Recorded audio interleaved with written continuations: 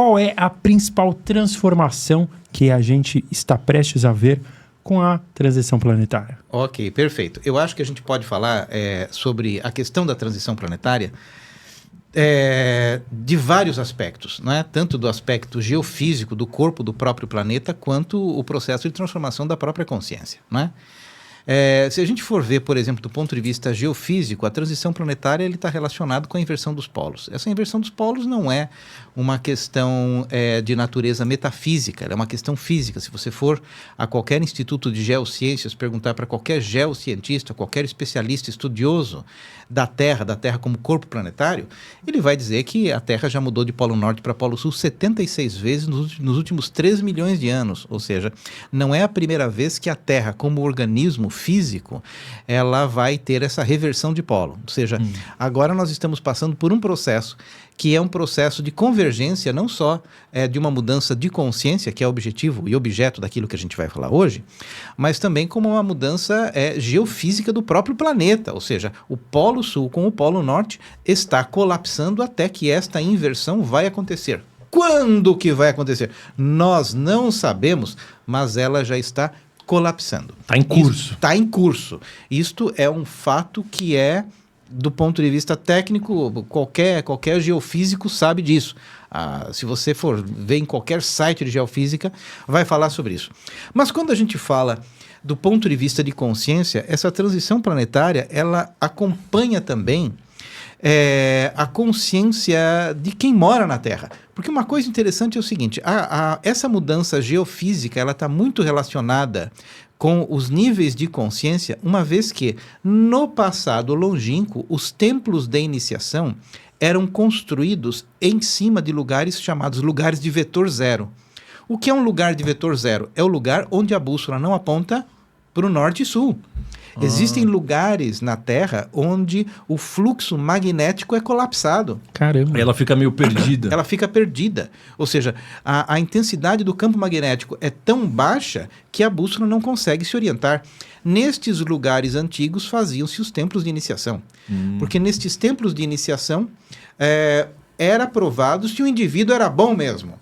Como é que era isso? O que acontece é o seguinte: quando existe uma queda do campo magnético, que nós estamos aqui permeados por ele, aqui a gente tem linhas do campo magnético passando o nosso corpo, o nosso cérebro, a nossa glândula pineal. Quando este campo colapsa, é tirado o véu entre o seu subconsciente e o seu consciente. Então imagine que o seu subconsciente tem em si retido toda a sua sombra, tudo aquilo que você não resolveu, todas as coisas que você nem sabe que existem. E imagine se de repente, abruptamente, é tirado esta cortina. O indivíduo não dá conta. Então, antigamente, nos templos de iniciação, o neófito, o aprendiz, o aluno, ia se aperfeiçoando no decurso do tempo com aquele ensinamento que recebia. Aí chegava um determinado momento e ele falava assim, agora eu quero passar por essa aprovação. É uma aprovação que é uma verdadeira morte. Ele ia até esses templos de iniciação, e nesses templos de iniciação ele entrava lá e lhe era retirado este véu da consciência, e se ele tivesse resolvido muito bem tudo, o que acontecia? Nada. Não ia ser um choque para ele. Nada. Ele iria simplesmente vivenciar o que ele já vive no dia a dia. Agora, se ele tivesse muita coisa escondida, o seu baúzinho do inconsciente fosse muito inchado, ele tivesse uma sombra muito grande, ele não daria conta e pereceria pelo próprio mal que ele criou dentro dele. Nossa. Então esses templos antigos eram assim, o oráculo de Delfos, a câmara Pit embaixo da pirâmide de Gizé, você tem Pumapunco aqui nas Américas, né? Isto tudo era assim. O que acontece é que nós estamos passando por um processo de iniciação coletiva. Detalhe, nunca na história da medicina se vendeu tanto psicotrópico quanto nos dias de hoje. Os benzodiazepínicos, alprazolam, diazepam, todos esses aí, né? Lexapro. Todo, nunca se vendeu tanto quanto nos dias de hoje. Por quê? Porque as pessoas não estão dando conta de suas sombras, que naturalmente começam a vir à tona no momento em que a Terra começa a passar por um processo de iniciação coletiva. Nossa. Vocês entenderam a gravidade da coisa? Sim. Então é um processo que é geofísico também. A física, a questão do eletromagnetismo do planeta corrobora para que as pessoas sejam despertadas na marra. Ou seja, aquilo que antes nós tínhamos um tempo para enrolar, tipo, agora eu posso um pouquinho de cada vez, vou um dia mudandinho, isso mudando. Não, agora não tem mais tempo. Nós já estamos na prorrogação. Nós já estamos vivendo tempos apocalípticos. As trombetas já estão tocando no céu, né? Então, é este o panorama dos dias atuais. É por esta razão que nunca as pessoas passaram por tanto perrengue e piripaque quanto nos dias atuais. Então, se você está me ouvindo e você é uma dessas pessoas que nunca se sentiu tão ansioso quanto se sente nos dias atuais, saiba que um dos grandes elementos corroborantes para isso é a própria geofísica, a própria geodinâmica do corpo planetário. A grande questão é que os sistemas de crenças, eles vão acompanhando esse processo de despertar da consciência, né? E uma coisa importante é nós entendermos o seguinte: dentro da maior parte das religiões, nós temos no fundo, e aqui é um ponto um pouco delicado para nós falarmos, mas este canal fala de coisas delicadas mesmo, não fala? Exatamente. Estamos aqui para isso. É né? a proposta. É a proposta. A maior parte das religiões tem uma abordagem fundamentalmente empresarial, né? A maior parte das religiões tem por objetivo garantir a perpetuidade e a hegemonia do credo. Todos eles fazem isso. Quanta gente já não morreu em nome de Deus?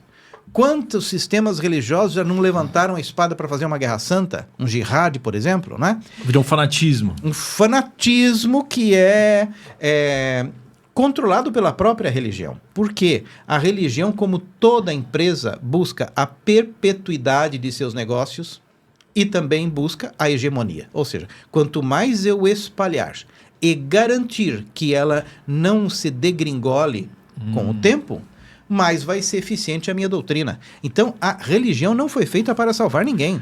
A religião foi feita para controlar e garantir a perpetuidade do rebanho. Todas são assim. Agora, por exemplo, é claro que aqui nós vamos entrar em assuntos bem delicados e críticos, e eu não sei até que ponto nós podemos aqui, ao vivo, online, falar sem que esta plataforma nos derrube. Mas a gente vai, por exemplo, falar a indústria farmacêutica. Curiosamente, os grandes fabricantes de medicamentos também fabricam pesticidas.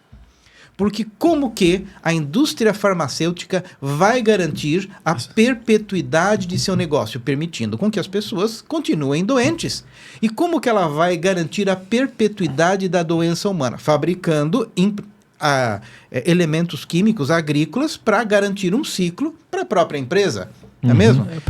Pela alimentação das pessoas. Pela alimentação das pessoas. Então, na alimentação, ela garante a doença e, através do remédio fabricado por ela mesma, ela vai curar aquela doença e gerar uma outra. Esta coisa é diabólica. Ela dá o problema para vender uma solução. Ela dá um problema para vender a solução. Por isso que eu não posso citar os nomes aqui, mas se vocês pesquisarem aí, os maiores fabricantes da indústria farmacêutica são os mesmos que fabricam os pesticidas. Tá. Ok? É a mesma, sai da mesma fábrica. Então, isto é um absurdo, né? Isso é um absurdo. Total. Agora, a religião, ela faz a mesma coisa. O que uma religião faz para garantir a perpetuidade e a hegemonia de seu credo? Primeiro, ela precisa criar pessoas psicologicamente doentes. Nossa. Caramba. Muito doentes. É o início da criação do problema. Ela precisa criar o problema para depois vender a solução. Para os seus dependentes. Para os seus dependentes, porque cria uma dependência. Porque a religião é o lugar de pessoas infelizes. Vamos supor aqui que nós fizemos uma loto, quina, loto, raspadinha, não sei o nome dessas coisas. Lotomania. Lotomania. Aqui nós 4 fizemos uma lotomania, aqui apostamos, ganhamos, os 4. O que a gente vai fazer? Vamos comemorar. Você vai no bar, você vai na balada, você faz um monte de coisa. Mas você vai na igreja? Não. Quando você está muito feliz, você não vai na igreja. Você vai lá quando está triste. Você vai lá quando você está mal. Então, o sistema religioso precisa garantir que você sempre esteja mal para que você possa garantir a perpetuidade daquele negócio. E a hegemonia daquele credo. Isso vem de muito tempo. Vem de muito tempo atrás? Vem de muito tempo. Não é coisa de hoje em dia, então. Isso aí vem desde sempre. Então, a igreja precisou inventar... A igreja não! Todos os sistemas de crenças fundamentados em religião precisaram inventar aquilo que é chamado de pecado. Ok? E chegaram ao ponto de dizer assim, você já nasce pecado, você já nasce do pecado, você já nasce do pecado original. Olha que coisa absurda, né? A pessoa nem precisa fazer, ela já nasceu pecadora, porque o indivíduo, aí com esta culpa, que é uma culpa que segundo a religião já é ontológica, intrínseca, o indivíduo já nasceu com aquilo, cria-se uma dependência psicológica com a religião. Detalhe, que nunca vai acabar, porque nunca você vai ser bom o suficiente para cumprir todos os quesitos de mandamentos que você não sabe nem quem fez.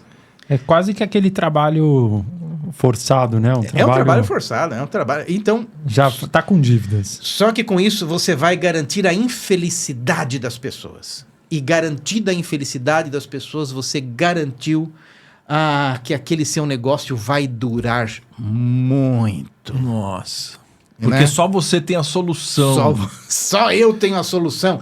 Inclusive, se você pagar bem um pedacinho ali do céu, eu terei condição de te vender. Isso é um absurdo, né? Agora, veja bem. Terreninho no céu. Terreninho no céu. A hipoteca do céu. Então, e muitas pessoas... Veja bem, aí você pode pensar assim, mas eu não sou religioso, mas os seus pais eram. Muitas vezes nós herdamos por uma via, digamos, hereditária, nós absorvemos certos panoramas que de repente você sente uma culpa por aquilo que você nem fez.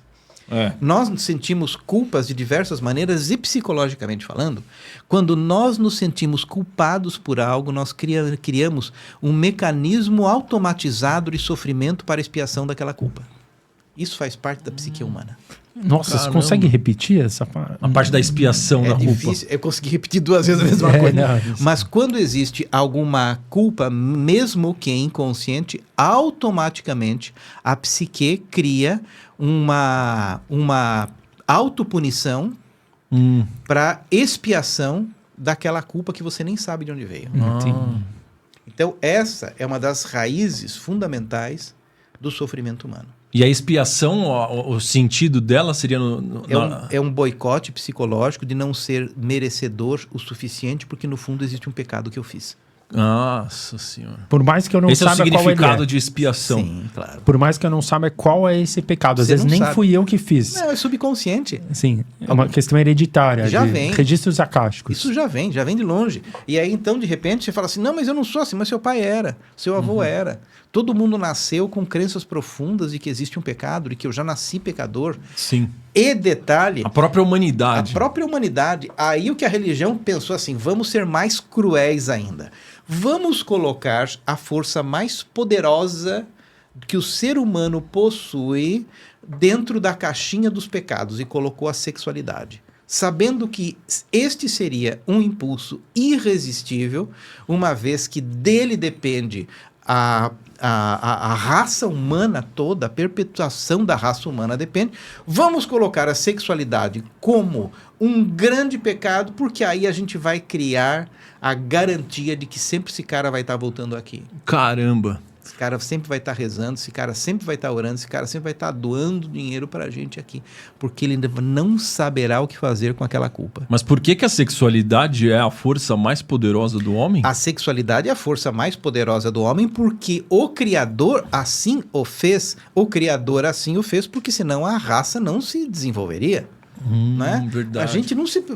Isso tem que ser a força maior de todos. É a atração, a força motriz. A força motriz é isso. Por isso que já está na Bíblia. Como é que é mesmo? Crescei-vos e multiplicai-vos. Ela fala uma coisa de um lado, só que vai culpar a mesma coisa que ela orientou a fazer. Né? Então, por exemplo, você tem a pulsão freudiana. A pulsão freudiana, que Freud já descrevia muito bem. Freud dizia que toda a problemática humana tem a sua raiz sexual. E, na verdade, não querendo parafrasear o Freud, toda a problemática humana tem uma natureza sexualizada muito grande. Tanto que a medicina, no século XIX, ela considerava que a histeria nas mulheres estava relacionada com a falta de orgasmo. Tanto que os vibradores foram criados para uso médico. Caramba! Nossa, era uma terapia. Era uma terapia para mulheres, né, mulher histérica, né? Isso aí, lá no passado. Na França, no século XIX, 1850 e pouco, né? Assim que começou a eletricidade, começou os vibradores, porque os médicos já estavam tendo, como é que é mesmo aquela coisa que tem na mão? Ler, né? Por esforço repetitivo, Nossa. porque elas iam aos consultórios para ter orgasmo, uma vez que aquele orgasmo era terapêutico para libertá-las da neurose. Nossa. Pelo amor de Deus. A pessoa chegar nesse ponto, isso é o fim da picada. Logo, os vibradores, a raiz, o nascimento dos vibradores é em consultório médico. É o fim da picada mesmo. Hein? Isso é o fim da picada. A gente pensa assim, não, esse é o fim da picada. Agora, veja bem, isto é uma coisa um problema do século XIX? Não! Se for olhar, hoje em dia, as pessoas têm a sombra de suas vovozinhas pesando sobre a sua consciência. No subconsciente. No subconsciente. E nós temos um contexto de pecado, um contexto de sexo ligado ao mal, ao diabo, a etc., que não saindo de nós criamos uma culpa e por isso buscamos essa espiritualidade de dependência / religião. Então vocês percebem que a coisa é muito grave? Sim. Coisa muito grave. Então existe, na verdade, uma questão planetária acontecendo para corroborar com o desenvolvimento humano e, ao mesmo tempo, as pessoas estão abrindo os olhos para verificar que acho que as coisas não eram bem assim. E o que isso tem a ver com a bendita transição planetária? Por que essa questão da sexualidade relacionada à religião teria a ver com a transição planetária? Porque, na verdade, é o seguinte, a religião é um pilar onde as pessoas se dividem muito. Tanto que até, por exemplo, você vai pegar um árabe islâmico, perguntar, seu árabe islâmico, qual é o nome do seu Deus? Ele vai falar, Allah. Aí você vai perguntar para um cristão que fala árabe, qual é o nome do seu Deus? Allah, porque Allah é a tradução de Deus em árabe, ok? Então, na verdade, todo mundo está falando do mesmo Deus, mas a religião insiste em dividir para conflitar para a criação dessa hegemonia. E essa transição planetária implica na percepção de que, no fundo, só existe uma consciência. E não existe por que ter divisas. Ok? Isso aqui é um assunto um pouco intrincado, porque a transição planetária implica necessariamente na dissolução de credo religioso. Não tem como ter a transição sem essa dissolução. Não tem como ter a transição sem que você deixe de ver que você está unido com tudo, de que o outro é uma parte de você também. E não importa a nomenclatura que o outro utilize para falar de Deus, nós estamos falando, na verdade, de uma mesma coisa. Então, esta transição planetária implica nesse crescimento de consciência. Esse crescimento de consciência, ele precisa vir, não tem como, né? Então, o que nós estamos vendo hoje em dia, religiões tentando se firmar em cipós que estão ruindo, porque a quantidade de pessoas, por exemplo, que têm acesso a este podcast, que são pessoas que já a ficha caiu um pouquinho e estão deixando de frequentar as religiões, é muito maior do que 10, 20 ou 30 anos atrás. Né? Absurdamente. Absurdamente maior. Então, essa transição planetária implica também nisso. Esta transição planetária implica nisso, mas não só com relação aos limites da Terra, mas à percepção de que nós não estamos sozinhos no universo. E não é por um acaso que, recentemente, a quantidade de vídeos e vídeos governamentais. Não se trata de um vídeo amador feito por um celular no fundo de casa. São vídeos governamentais onde agências de inteligência declaram que nós vivemos juntamente com seres pertencentes a outras dimensões. Mas por que somente agora estas imagens estão sendo divulgadas? Para que exista a possibilidade daquele que não acredita dizer assim, é inteligência artificial. Para que exista essa possibilidade? Claro! Para que não exista a possibilidade de alguém questionar. Para que exista a possibilidade das pessoas questionarem, porque aquelas que vão acreditar, elas continuam acreditando, e se você não quiser acreditar, você vai dizer que é IA.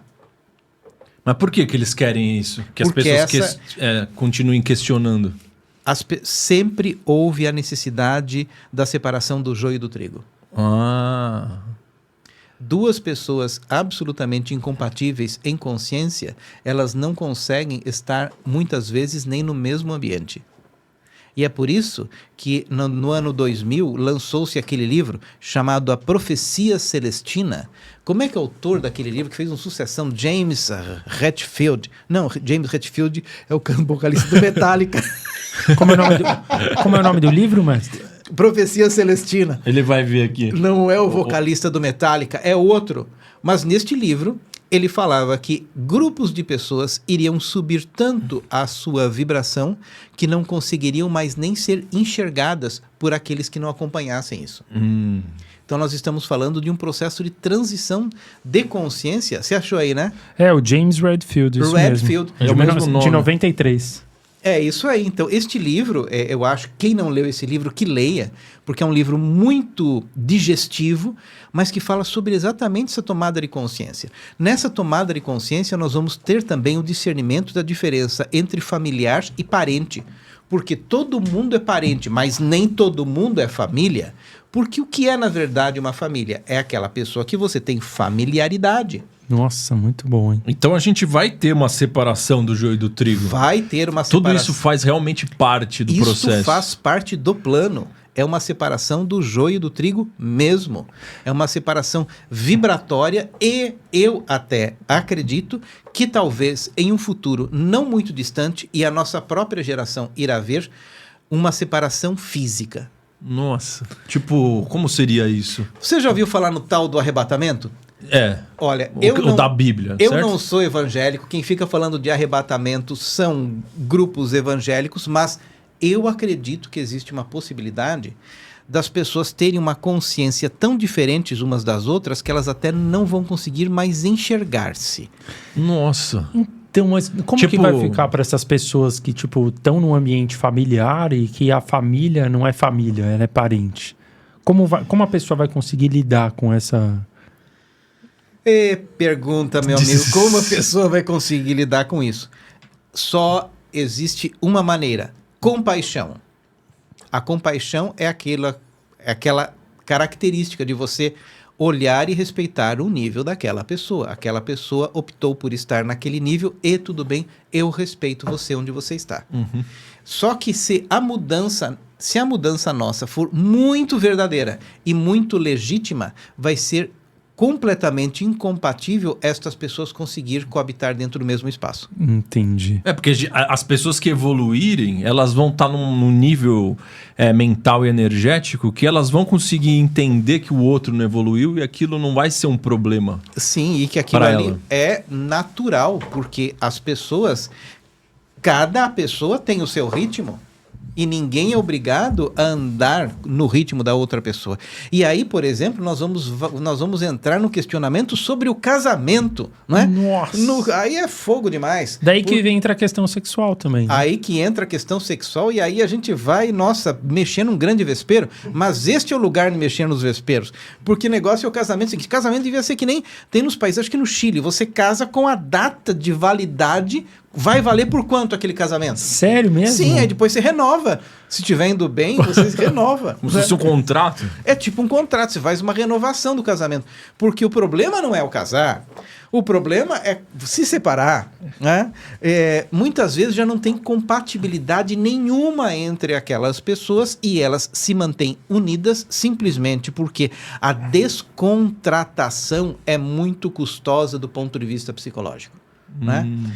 O casamento nunca teve fundamentado na união por amor. Eram contratações primitivas, medievais, que se fazia para a criação das clãs e das famílias e para saber da sua origem. Isso aí não tem nada a ver com amor. Nada a ver com amor, nunca teve. Mas as pessoas que se amam, hoje em dia, elas podem desejar se casar. E eu digo, se você se ama tanto, você não vai precisar de contrato nenhum para a documentação daquilo. Então, viva este estado de amor que começa na liberdade. O amor é um subproduto indireto da liberdade. Né? Nossa, não o contrário, né? Igual Não o casamento prega. O casamento prega o casamento que é endossado por estas mesmas religiões diabólicas, elas são estruturas para botar a lenha na fogueira no sofrimento humano. Não estou fazendo aqui apologia contra casamento, apologia nada, mas a minha apologia é de você despertar para a verdade e ela conduzir os seus passos e não você ser um fantoche de uma mecânica religiosa que já deu. E o que acontece, desculpa interromper, é que nos dias atuais tudo isso tem que dissolver. Você sabia, inclusive, que quando você vai casar na igreja católica, hoje em dia, existe um período que chama proclamas. Proclamas é um período que você fica com a sua imagem, você e do seu par. Da vítima, fica na parede da igreja lá durante 20 dias, para ver se ninguém vai apontar e dizer que não, eu não quero que este casal case. Você tá brincando que proclamas. Tem esse negócio? Até hoje. Não é muito medieval esse negócio? Até hoje. Então, o que eu ia falar que não é só o casamento, ele pode não ser um problema. Depende do casamento. Depende certo? do casamento, Alguns casamentos, em geral, eles são uma prova de expiação, certo? Prova de expiação. Como se fosse que a pessoa estivesse pagando por uma penitência. E um pagamento que não vale a pena. Então, tudo isso tende a ser demolido. Uma consciência elevada não se submete mais a esse molde antigo. Porque, exato, se a gente juntar com a história da transição planetária, eles falam que nós vivemos hoje num planeta de provas e expiações. E nós estamos caminhando com essa transição para um planeta de regeneração, em que o mundo vai sair dessa dinâmica de pagar as coisas do passado, as coisas que estão no nosso subconsciente, para uma coisa de regenerar. Quando você estava falando que a pessoa cai o véu entre o consciente e o subconsciente. Talvez nesse planeta de regeneração seja o momento das pessoas que ficaram aqui, que foram separadas do joio e do trigo, de elas se regenerarem desta nova descoberta do subconsciente delas que veio à tona. Pode ser. Você já ouviu falar no Planeta Chupão? Sim. Planeta Chupão, o tal de Hercólubus, sei lá, uma coisa assim, que é um planeta que é o resgatador de almas que não estão nessa sintonia, não é?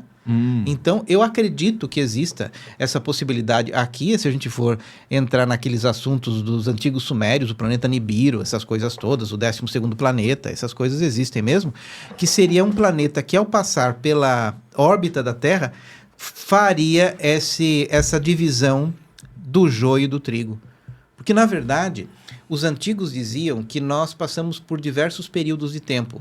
Esses períodos de tempo são chamados yugas. Isso já está registrado nos próprios Vedas, que nós passaríamos por Satya Yuga, Dvapara Yuga, Treta Yuga, Kali Yuga e depois entraríamos por um período de 2000 anos novamente de Satya Yuga. E nós estamos nesta transição. A Kali Yuga, na verdade, começou na Idade Média, por exemplo.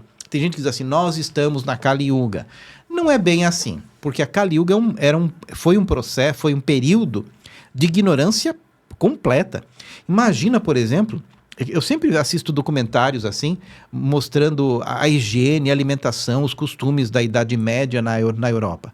Aquilo ali era caótico. Né? Aquilo ali, sim. Imagina você ser um morador de Paris e não ter... como é que é mesmo? Saneamento básico. Saneamento básico. Você não podia andar numa rua parisiense porque podia cair um pinico na tua cabeça, principalmente nas primeiras horas do dia, com tudo o que existia ali. Palácio de Versailles tem centenas de quartos e não tem banheiros. Até a nobreza fazia as suas necessidades ali nas escadas do Palácio de Versailles. Que loucura. Então a gente pensar, por exemplo, essa Idade Média era tosca demais. Não é tanto tempo atrás. Não é tanto tempo atrás. Aquilo era Kali Yuga, não é? Aquilo era primitivo mesmo. Mas muito primitivo. Então, hoje em dia, a gente já saiu desta Kali Yuga e estamos vivendo o alvorecer desta nova era. Isso é um processo também que ele é astronômico, porque a Terra tem o movimento no seu próprio eixo, movimento de rotação, translação e um movimento em formato de peão chamado precessão de equinócios. E para onde esse eixo da Terra está apontando na eclíptica, que é no cinturão de planetas, define a era. Então, a Terra já está apontando para uma outra constelação, filtrando um novo tipo de consciência, a tal da Era de Aquário. Sim, que a gente sai da de peixes e está entrando no aquário, certo? Então, esta transição... Então, perceba bem, é uma transição em todos os níveis. É da Terra, do planeta, enquanto corpo terrestre, Gaia, é do cosmos e é da consciência individual de cada um. É muita coisa ao mesmo tempo. Tem como escapar? Não tem. Porque tudo isso faz parte do destino e do tempo. Logo, não tem jeito. Mas a gente precisa ter a consciência disso. O que a maioria das pessoas não tem é a consciência e acabam achando que o fato delas estarem mais ou menos ansiosas é uma questão de estresse do trabalho. E vão ser alimentadas por essa indústria farmacêutica / alimentícia, certo? Sim. Ela tem que, na verdade, tomar consciência de que a sociedade não é... A sociedade, como engrenagem sociológica, não é amigo de ninguém. Porque a sociedade não lucra com iluminados. Despertos. Com despertos. Sociedade não lucra com despertos. Então, ela precisa entender isso. Entendendo isso, ela vai criar uma rebeldia consciente contra o sistema. Desta rebeldia consciente contra o sistema, ela vai entrar em uma reforma íntima profunda. E desta reforma íntima profunda existe o crescimento. Nossa. Então a revolta, a rebeldia contra o sistema é como se fosse o primeiro gatilho para o despertar. Porque, na verdade, é o seguinte, é você entender, o sistema não colabora com a minha felicidade. Ponto. Você precisa entender.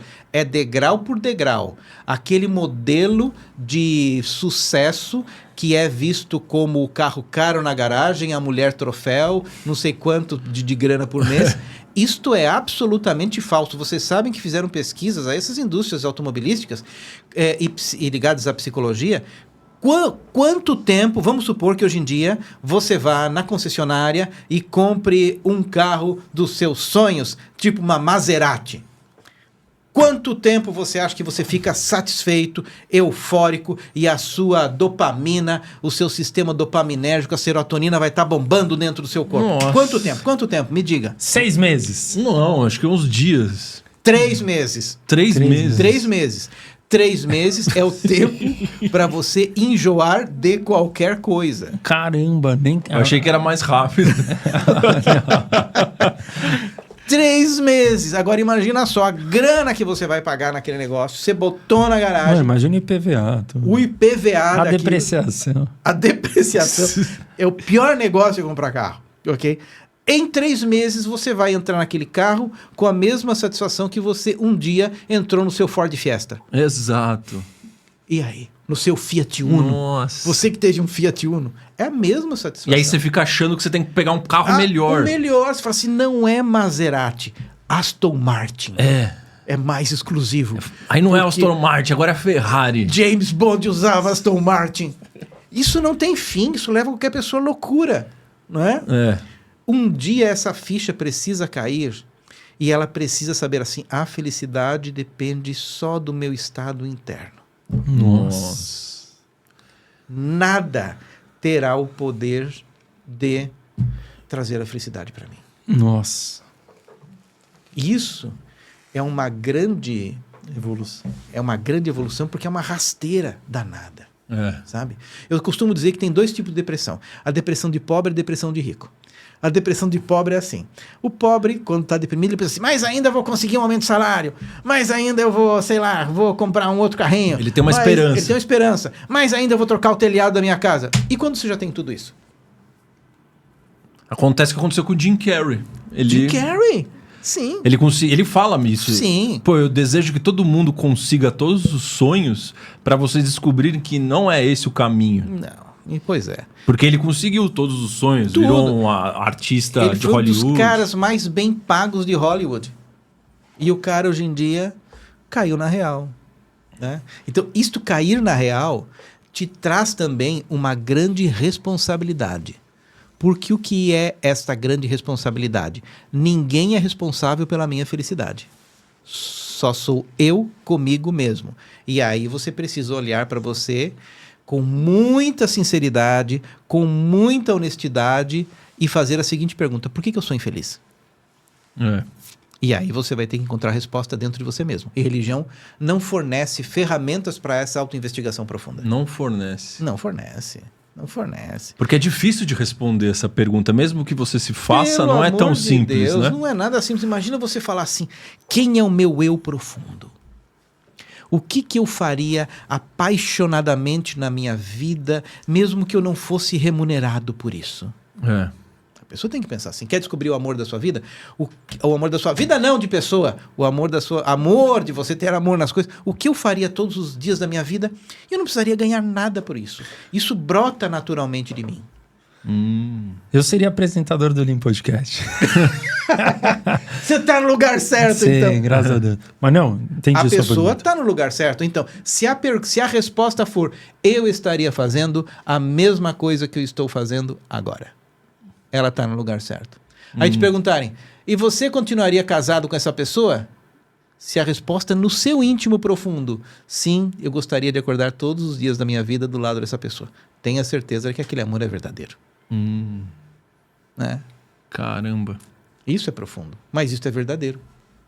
E só a verdade é o que salva a pessoa. A verdade é o que liberta. Já dizia, conheceis a verdade vos libertará. E a verdade é conhecer coisas lá de Plutão? Não, a verdade é conhecer o que tem dentro de você. Sim. Qual a sua natureza? Porque aí nós temos uma outra questão. Na tentativa de nós sermos bons e impecáveis moralmente, que são as coisas ditadas pelos preceitos religiosos, nós nos mutilamos em nossa essência. Então, o que é mais importante, você ou um preceito religioso que foi inventado por não sei quem? Nós precisamos entender uma coisa.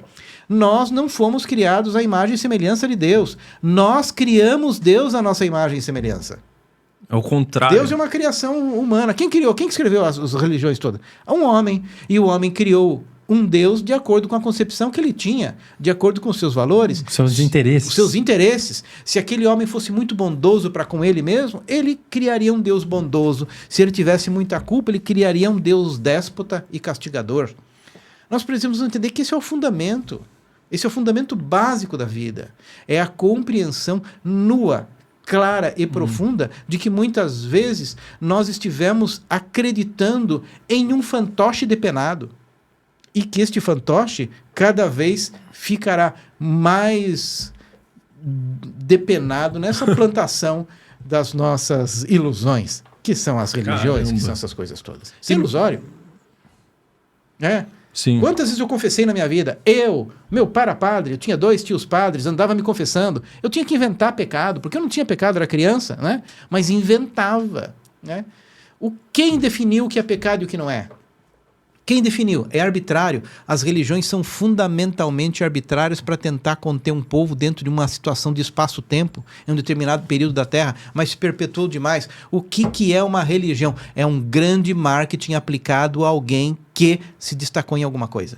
É um sistema de controle, no Sistema fundo. de controle e que fundamentou-se a partir de marketing, né? Mas esse sistema de controle que é a religião, ele vai ruir... como que você acha que se dará o processo de ruína da religião com despertar da consciência das pessoas? É porque um número maior de pessoas vai criar aquilo que nós chamamos de massa crítica. A massa crítica dentro, por exemplo, dos estudos de Rupert Sheldrake. Vocês já viram aquele papo do centésimo macaco? Centésimo macaco. Existe esse, na verdade, é a primeira massa crítica. Se você quiser, inclusive, só explicar, para quem não conhece... A teoria do centésimo macaco foi formulada por Rupert Sheldrake, que é um biólogo, acredito que seja britânico, ou daqueles Highlands, como é que é mesmo? Escócia. Da Escócia. Onde ele descobriu o seguinte: tinha um bando de macaco lá numas ilhas, né? Umas ilhas, não sei de onde lá. De repente, aquele bando de macaco, eles lavavam certas batatas que tinham ali e comiam. Quando o 100º macaco daquela ilha isolada adquiriu esse hábito das pessoas próximas, todos os macacos das ilhas vizinhas que não tinham comunicação nenhuma com aquela ilha começaram a adquirir o mesmo hábito. Isso chama-se uma reação morfogênica. Né? Então, quando a gente fala de massa crítica, nós estamos falando de um processo através do qual um grupo de pessoas altamente conscientes, quando elas despertam, elas induzem um despertar coletivo. Nossa. Então, tem a pequena massa crítica, que é a massa crítica de 100 pessoas, e tem a grande massa crítica, que é a massa crítica de 144 mil pessoas. Pô, de novo o número 144? Por quê? Onde é que está esse Por número? que ele? Não sei. Que Eu tem sabia desse. que eles falam que são 144 mil sementes estelares. Não Seriam sabia. pessoas que estão encarnando aqui com uma alma muito elevada. Que estão vindo. Então, mais uma vez, então o negócio é o seguinte: quando 144 mil pessoas, e você pode ser uma dessas pessoas, você que está ouvindo aí, você pode ser uma dessas 144 mil. 144 mil com muita consciência, por ressonância morfogênica, a humanidade toda levanta. Nossa. Ou seja, a gente não precisa dos 8 bilhões Não precisa. evoluírem. Se Não. 144 mil alcançarem a iluminação... Você consegue a massa crítica. Nossa, entendi. Por isso que eles fazem esse controle tão ferrenho na população. Porque é matemático. Isso é um processo fractal e matemático estudado pela biologia. Caraca. Por isso que a gente tem que tomar cuidado com as coisas que a gente fala aqui. Porque o sistema olha o que a gente não quer que chegue, né? As coisas na população. Claro que não. Porque pessoas livres não são nunca interessantes para ninguém, nem para esse sistema, para nada. Então, esta massa crítica de 144 mil pessoas conscientes é capaz de dar um pulso evolutivo para o planeta inteiro. Isso é muito poderoso, isso que a gente está falando. Porque isso é comprovado do ponto de vista biológico. Sim. Então, nós provavelmente... Aí você me pergunta assim: quantos desses 144 mil despertaram? Quantos têm desperto? Não sei. Hoje? Não sei. Muito pouco. Estamos longe, ó, acredito. 144 mil. O Maurício ele é mais pessimista. Eu acho que tem muito mais que isso. Então. Não, se tivesse, a gente já teria evoluído. Então, não tem mais. Quanto cabe no estádio de futebol? 60 mil. 60 no Morumbi, mil. Né? Que é grande. No Morumbi. Tipo, 2 Morumbi e meio. Você acha que chega gente iluminada? Pô, não. Com certeza, Rosa. A gente não tá iluminado, a gente fala disso o tempo inteiro, toda semana aqui.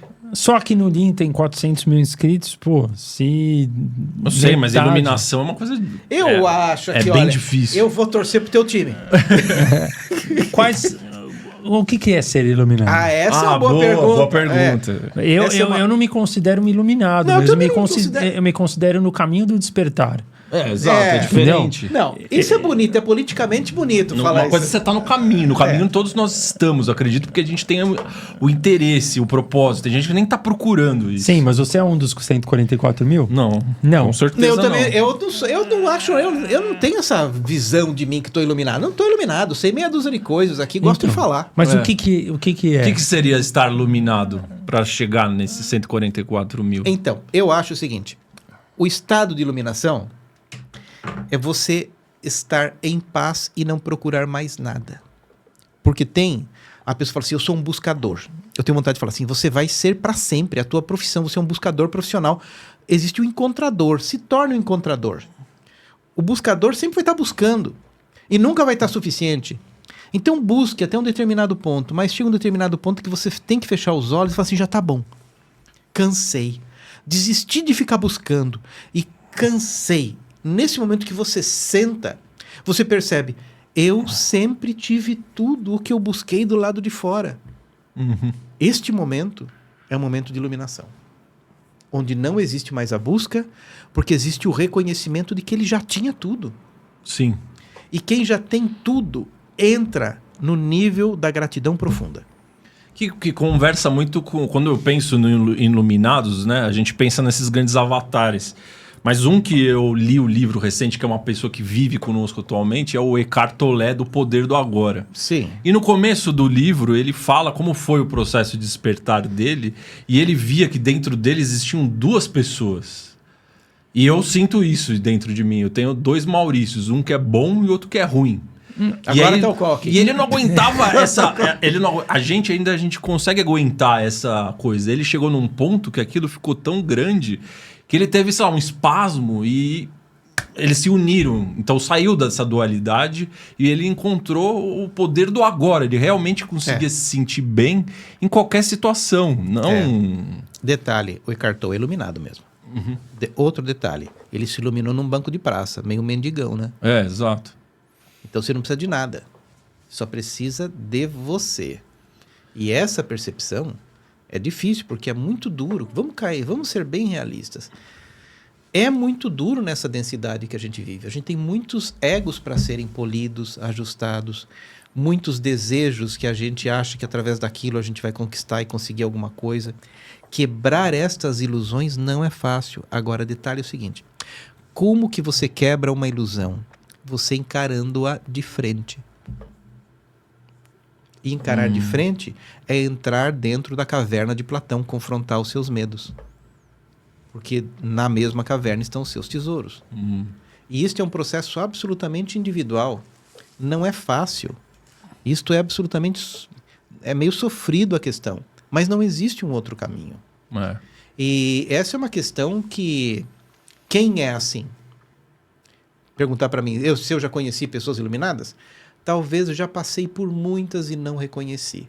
Talvez quem passou pelo Eckhart Tolle quando ele estava sentado lá nas ruas da Alemanha, quando ele estava meio mendigão, percebeu que ele era um iluminado? Não, porque nós temos a mania de projetar estereótipos. Exato. Nós temos a mania de achar que o iluminado vai estar vestido de indiano, com barba branca. Isso é um cosplay. De achar que é o Dalai Lama. Que é Dalai Lama iluminado. Dalai Lama. Nem vou nem falar do Dalai Lama.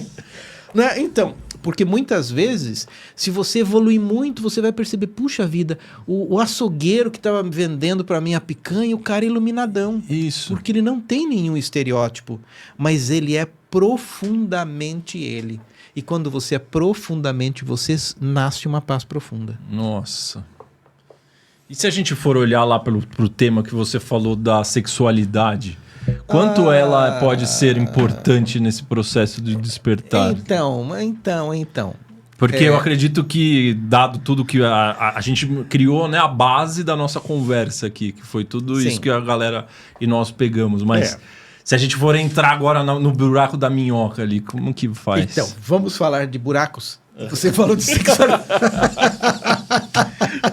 Vamos lá. É para falar... É o fim da picada, hein? É o fim da picada. Se é para falar, a gente vai falar. Tem uma historinha de Buda que é assim. Chegou lá o discípulo de Buda. Falou, seu Buda, o negócio é o seguinte, eu quero se tornar seu discípulo porque eu quero aprender a meditar, mas eu tenho um problema. Sim. Aí o Buda falou assim, gafanhoto, qual é o seu problema? Aí o gafanhoto falou assim, é que eu só penso em sexo o dia inteiro. Então eu não consigo meditar, seu Buda. Aí o Buda falou assim, então venha na lua cheia aqui à noite, 18 horas, que eu vou resolver o seu problema. Foi aí então, chegou lá, o gafanhoto falou assim, seu Buda, oi... O senhor falou que ia resolver meu problema, então vem aqui. E os dois foram se aproximando de uma casinha escura, não tinha luz. Claro, na época de Buda não tinha luz elétrica.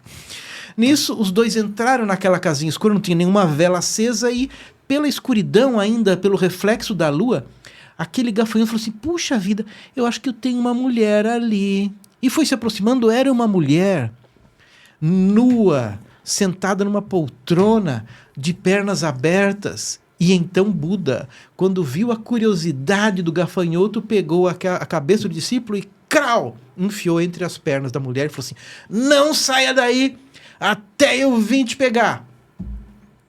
Passaram-se várias noites, até que Buda, quando abriu a porta, encontrou uma pessoa sentado ali no chão, do lado daquela mulher meditando, iluminado.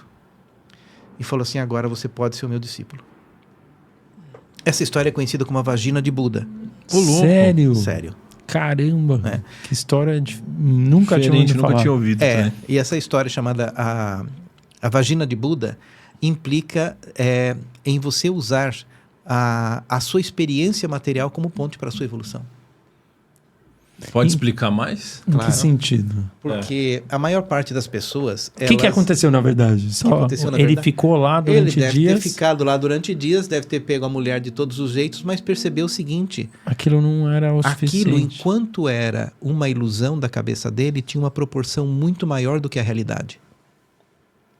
O problema é que toda a fantasia é muito maior do que qualquer experiência. O objetivo da sua fantasia é você torná-la real para que você, enfim, perceba o quanto efêmera ela é. Nossa, Quão besta. Quão besta. A tentação, ela é minúscula. Exatamente. Perto do que realmente ocorrendo. A única forma de você transcender alguma coisa é pela experiência. E essa vagina de Buda é uma decapitação completa. Até nos sistemas de crenças das pessoas mais púdicas. Porque uma vez que você estar no mundo da matéria com muita consciência é a única forma de você transcendê-la. E estar com muita consciência é estar com muita presença.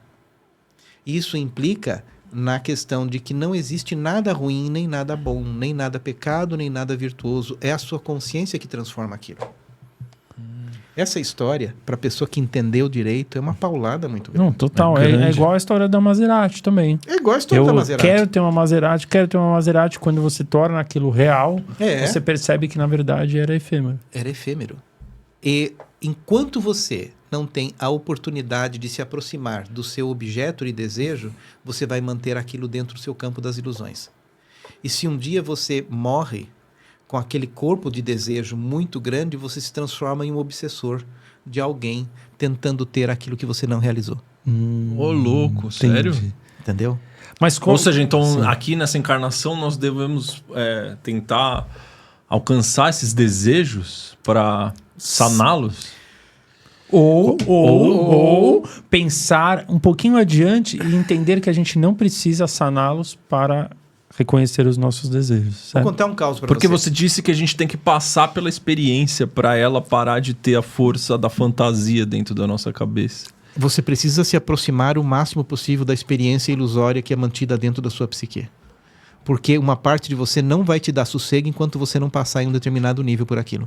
Então passe logo para que você possa seguir adiante.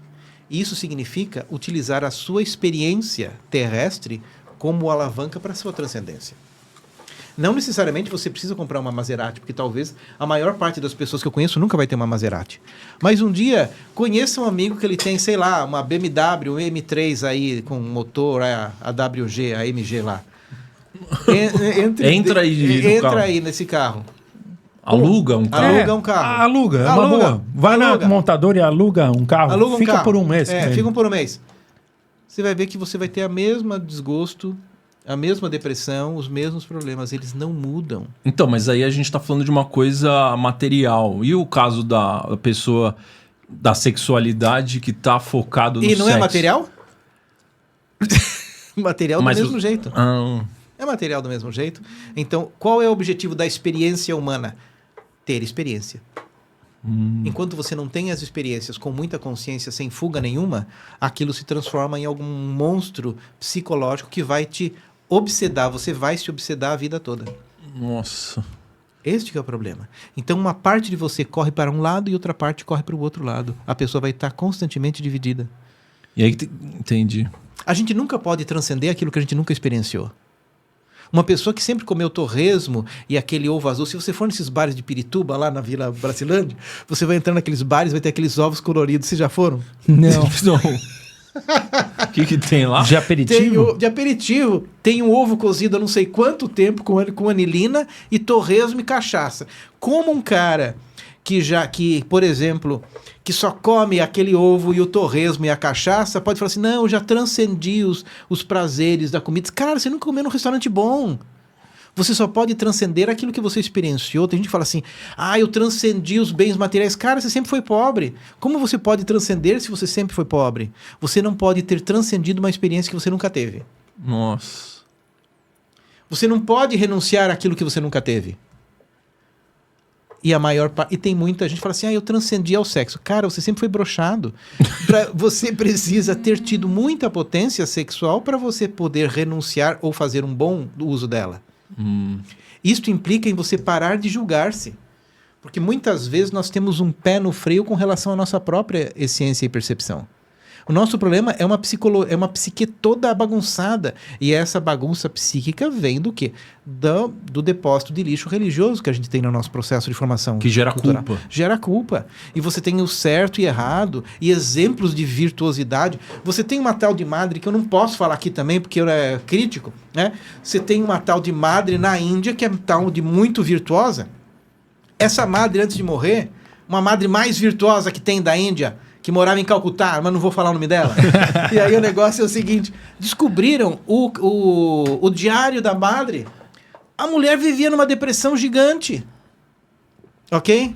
E tem um caso pior ainda do que isso. Essa madre, teoricamente, era mãe de um americano, né, muito famoso, aí que fazia experimentos. Eu não quero falar sobre esse assunto. Mas a gente vai falar no nosso evento. No evento vai falar, porque esse evento que nós vamos falar, nós não vamos ter cortes, ninguém vai poder boicotar. O evento vai ser no dia 27 de junho. Põe aí, Bruno. Exatamente. Convida o pessoal, então, pro evento, aí a gente continua a história. O negócio é o seguinte, tem muita coisa que a gente gostaria de falar, mas a gente não pode, porque senão nós corremos risco de sermos decapitados pelo sistema. Mas... A Inquisição ainda existe. O fogo é outro, mas a Inquisição ainda existe. Então, no dia 27 de junho, agora, nós vamos ter a oportunidade de falar sobre coisas que aqui, em rede aberta, nós não podemos, nós não temos condição. Então, eu, se fosse você, se apressaria, porque não dá para ter 1 milhão de pessoas, é uma quantidade limitada de pessoas, porque lá, realmente, a gente vai poder falar de detalhes que aqui em rede aberta não é possível. Nossa, e já tem uma galera que já marcou presença. E fica o convite para vocês aí, o evento Os Bastidores da Transição Planetária. O mestre Ananda Prenz estará lá conosco. Mas vamos continuar o nosso papo. Então, esse papo com relação à sexualidade é uma das coisas que, por exemplo, nas civilizações... Eu estava falando da madre, que é mãe do filho. É a mãe do filho. Sim, a madre, é uma madre que morava em Calcutá, não falei o nome. Ela tem um filho que morava nos Estados Unidos, que é uma pessoa muito conhecida e que utilizava... Eu não posso falar mais aqui, dia 27 de junho. Aí eu falo o resto da história, porque eu não posso falar. Ah, sim. Mas a madre, então... Ela era extremamente depressiva. Descobriram através do diário dela. Do diário dela. Porque ela fazia o celibato, essas coisas? Por isso que esses padres... sim, a Igreja Católica, celibato ali, eles dizem da boca para fora. Porque a maior parte dos padres não cumprem o celibato nenhum. Essa parte não pode. Essa parte, então. Mas o negócio é o seguinte... eles dizem que o sexo é pecado porque o indivíduo precisa sentir psicologicamente sufocado com esse impulso natural para que ele busque a salvação de uma outra forma. Então, mas eles dão a desculpa que, na verdade, o sexo é proibido porque ele tem a única função da procriação. Esse é um papo furado, porque os essênios do qual Jesus veio, eles eram polígamos. Ah, é? Os essênios eram polígamos, né? Não sabia Jesus era... metade dele era essênio. E aí como fazia, né? Uhum. Então, né? Se você lê, por exemplo, a literatura de Nikolai Notovitch, que fala de Jesus que viveu na Índia, ele teve um monte de mulher, um monte de filho. Tem lá o túmulo de Jesus, que chama-se Yusasaf, dentro da língua lá do norte da Índia, na Caxemira, que tem lá o túmulo de Jesus, ele teve um monte de esposa. O que nós precisamos entender é o seguinte: a espiritualidade é uma energia que vem do coração, ela não vem das coisas materiais, não vem de você fazer isto ou aquilo, não tem o certo e não tem o errado, não existe elemento para você conseguir julgar como certo e errado esta ou aquela coisa. Claro que existem certas aberrações que todo mundo sabe que é errado, é o atentado contra a própria vida, contra a própria humanidade, mas o grande divisor de águas é a pureza de coração. E o coração é uma emanação de compaixão onde você é livre e deixa o outro viver a sua liberdade também. Não existe perfeito. amor dentro de um aprisionamento relacional. Isso não existe. O que é aquele aprisionamento relacional com ares de cuidado invernizado, tipo com ciúmes? Não, aquilo não é amor, aquilo é possessão, é derivado das suas sombras mal resolvidas, não é? Aquilo não é cuidado, é uma possessão doentia. Então, é este mesmo amor que se transforma em raiva O depois. ciúmes ele advém disso? O ciúme advém de uma insegurança danada, né? Uhum. O ciúme advém de uma insegurança terrível. Na verdade, a gente tem ciúme porque você fica se comparando. É o ego. É o ego, mas você fica se comparando. Você não está se preocupado com aquela mulher. Você está preocupado. Você está, na verdade, desafiando o cara o objeto do ciúme. Sim. Né? É uma briga entre os dois. Entendi. Mas quem é o macho mais quem é o macho? galo mais macho ali? Sim. Nossa. Mas a religião, ela também pode acentuar os ciúmes, porque a religião, ela criou a ideia de que a mulher é uma santa. A gente está entrando numa linha mais tênue aqui, mas ela criou a ideia de que a mulher, ela não pode se expor, se exibir, e dessa maneira a pessoa pode... Você entendeu meu a ponto? sensualidade da mulher, sensualidade. né, foi meio que castrada pela religião. Né? Pela religião. Essa aí padre. A religião sempre foi muito safada nesses detalhes assim, porque ela precisava esconder o corpo da mulher, porque a mulher era A freira é toda fechadinha. né? Porque a sexualidade feminina dentro das estruturas patriarcais sempre foi demonizada, né? Isso sempre foi. Porque as religiões matriarcais, que eram as politeístas, que vieram antes dessas religiões mais patriarcais, elas eram religiões onde a sexualidade era muito usada como elemento de culto. Né? De culto? De culto. Em que sentido? Em todos os sentidos. As religiões antigas eram fundamentadas em cultos sexuais. Até mesmo, por exemplo, Jesus, o cristianismo existia antes de Jesus. Quem que batizou Jesus ali no Rio? O João batizou Jesus. João batizou Jesus. Batizou no quê? João Batista. João Batista. João Batista batizou. No cristianismo primitivo. O cristianismo primitivo, ele já usava o símbolo da cruz, porque era o símbolo das pessoas que tinham que usavam a energia sexual para a transcendência. Tanto que a parte... eu ia falar que aquele pau é o pênis. Não, com aquele pau, a parte vertical é o pênis e a parte horizontal é a vagina. Da cruz. Então faz parte dos cultos primitivos, né? Os cultos primitivos, os primeiros cultos, a primeira trindade não era Pai, Filho e Espírito Santo, era Pai, Mãe e Filho. Eles acreditavam que uma força divina conseguia gerar a vida. Então a mulher, que era a geradora da vida, que foi a matriz simbolizada como a geradora da vida, a própria deusa. Então os cultos foram fundamentalmente sexuais. Se a gente for ver, por exemplo, os celtas tinham o culto de Beltane. O festival de Beltane era um festival de sexo livre, eram rituais de fertilidade, né? Na Índia antiga você sempre teve, por exemplo, o templo de Khajuraho. Você vai em Khajuraho, você tem imagens sexuais em toda a extensão do templo, simbolizando aquilo que você precisa experienciar e deixar do lado de fora para você encontrar o silêncio. Aquele templo é a própria explicação da vagina de Buda, né?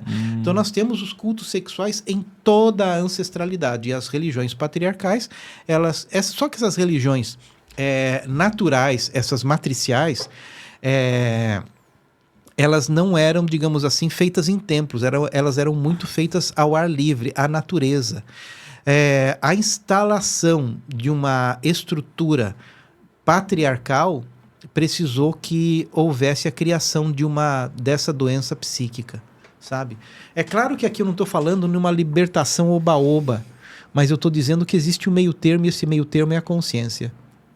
E que para você se libertar, você precisa inclusive se libertar desses parâmetros de culpa e de santidade que muitas vezes tem ainda poluindo a cabeça do ser humano. Entendi. Né? Por exemplo, na religião, no hinduísmo você tinha Krishna. Krishna tinha 108 amantes. Nossa. Né?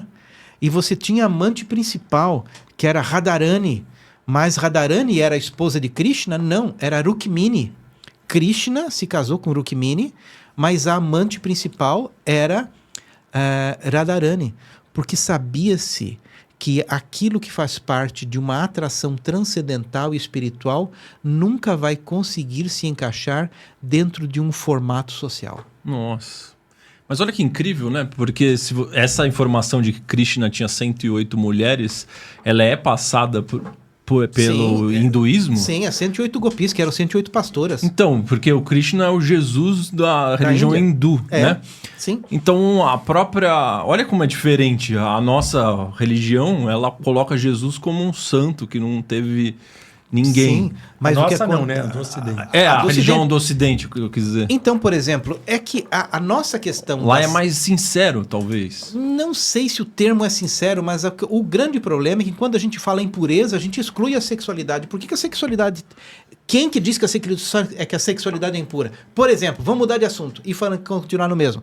Qual é o país da felicidade no mundo? Butão. Acertei. Butão é o país da felicidade. E lá, Butão é o país que eles desenham pênis em todas as janelas. Tem pênis para tudo quanto é lado. Sim, inclusive, você vai para Butão e você vai trazer de Butão como um souvenir um pênis. Exatamente. Na Tailândia também Tailândia, tem umas cavernas lá. Nas cavernas, pois é. Sim. Um amigo meu trouxe um pênis da lua de mel dele. Foi passar a lua de mel em Butão. Pois é, então em Butão... Curiosamente, é o lugar da felicidade, é o lugar que a longevidade é maior, é o lugar que nem precisa de hospital, lugar que não tem cadeia, e curiosamente é o lugar do pênis. Aquele pênis é o pênis de quem? De Drukpa Kunley. Tem o nome do cara, é um santo tibetano. Esse Drukpa Kunley foi um monge que iluminou 5.000 mulheres, sabia? Através do seu pênis mágico. Caramba, o pênis sério? mágico tinha o poder de iluminar. Iluminou no sentido que a gente estava falando de... Iluminar a transcendência. Iluminar, levar aquela mulher à transcendência. Que loucura. Né? Caramba. O cara era bom, hein? O cara era... 5.000 mulheres naquela época, sem internet, sem Tinder, sem nada. O cara tinha que ser muito bom. Então, o pênis que você vê... é o pênis do Drukpa Kunley, que é um grande santo. Caramba, que é um santo. É um santo. É um santo. É um santo. Então, mas a pergunta do Maurício, né? A gente pode inferir que as religiões do Ocidente, as tradições, né? Para não falar só religiões do Oriente, elas são mais avançadas neste ponto de vista de não inferir que a sexualidade é de fato um problema? Na verdade, a sexualidade é de fato a solução. Porque é isso que a gente está montando o raciocínio. Exatamente. Inclusive, a necessidade do excesso de conquistas externas é uma substituição à falta do poder fálico do homem. Não tem aquele negócio que quando o homem tem um pênis muito pequeno, ele busca um carro muito grande para fazer a compensação? Não tem aquele... E isso Abre o escapamento. Abre o escapamento. E essa compensação fálica existe muito na natureza, né? E a mulher, quando ela sente que ela não é mais desejada o suficiente, ela cria problemas psicológicos gigantescos. Então... este é um grande problema nevrálgico da psique humana. Nossa, talvez seja o maior sistema de controle que a humanidade vive. Sim, não bingo. É a mídia, nem o governo, nem nada. Bingo, você chegou no ponto certo. É isso. E a gente nem fala disso. Não fala porque é um tabu. Exato. Nem aqui. Acho que é a primeira vez que estamos falando disso. Parece que é um tabu falar. Então, na verdade, a sexualidade é o caminho mais direto para a realização espiritual. Porque é sem atalhos e sem lenga-lenga. Mas consegue avançar um pouco para entender por que é a maneira mais fácil de atingir essa evolução? Porque, na verdade, é o seguinte, porque para um homem completar completamente uma mulher, ele precisa fazer um casamento alquímico com ele mesmo. Ele precisa casar-se com a sua parte, que a gente chama de ânima. Né? Tem ânimos e ânima. Então, o homem precisa ser sensível e sutil o suficiente para completar uma mulher. E a mulher precisa conseguir colocar limites e autoridade, que é o casamento com ânimos dela. Então, quando esse casamento alquímico acontece dentro dos dois, essa relação sexual ela tem um poder de criar a supraconsciência, o processo kundalínico. Nossa. Né? Tanto que a consciência adormecida do homem, que é a Kundalini, que está enrolada 3 vezes e meia, está na base da coluna, na parte mais sagrada do ser humano, chamado sacro. Quem criou isso? Deus criou isso. Deus criou o seu maior poder centralizado na sua esfera sexual. Então, o que os controladores do mundo fizeram? Vamos botar um monte de tabu nisso aqui para que esse homem nunca se realize. E essa mulher sempre seja uma carentona. Nossa. Ok? Então, você tem mulheres hipercarentes. O que uma mulher mais deseja? 2 pontos. Travessão na outra linha. Ser amada incondicionalmente. Ponto. Se ela sentir que ela tem a garantia de que aquele homem vai amá-la independentemente da quantidade de rugas, de celulites, de estrias, até o final da vida dela, é o maior prêmio que ela pode ganhar.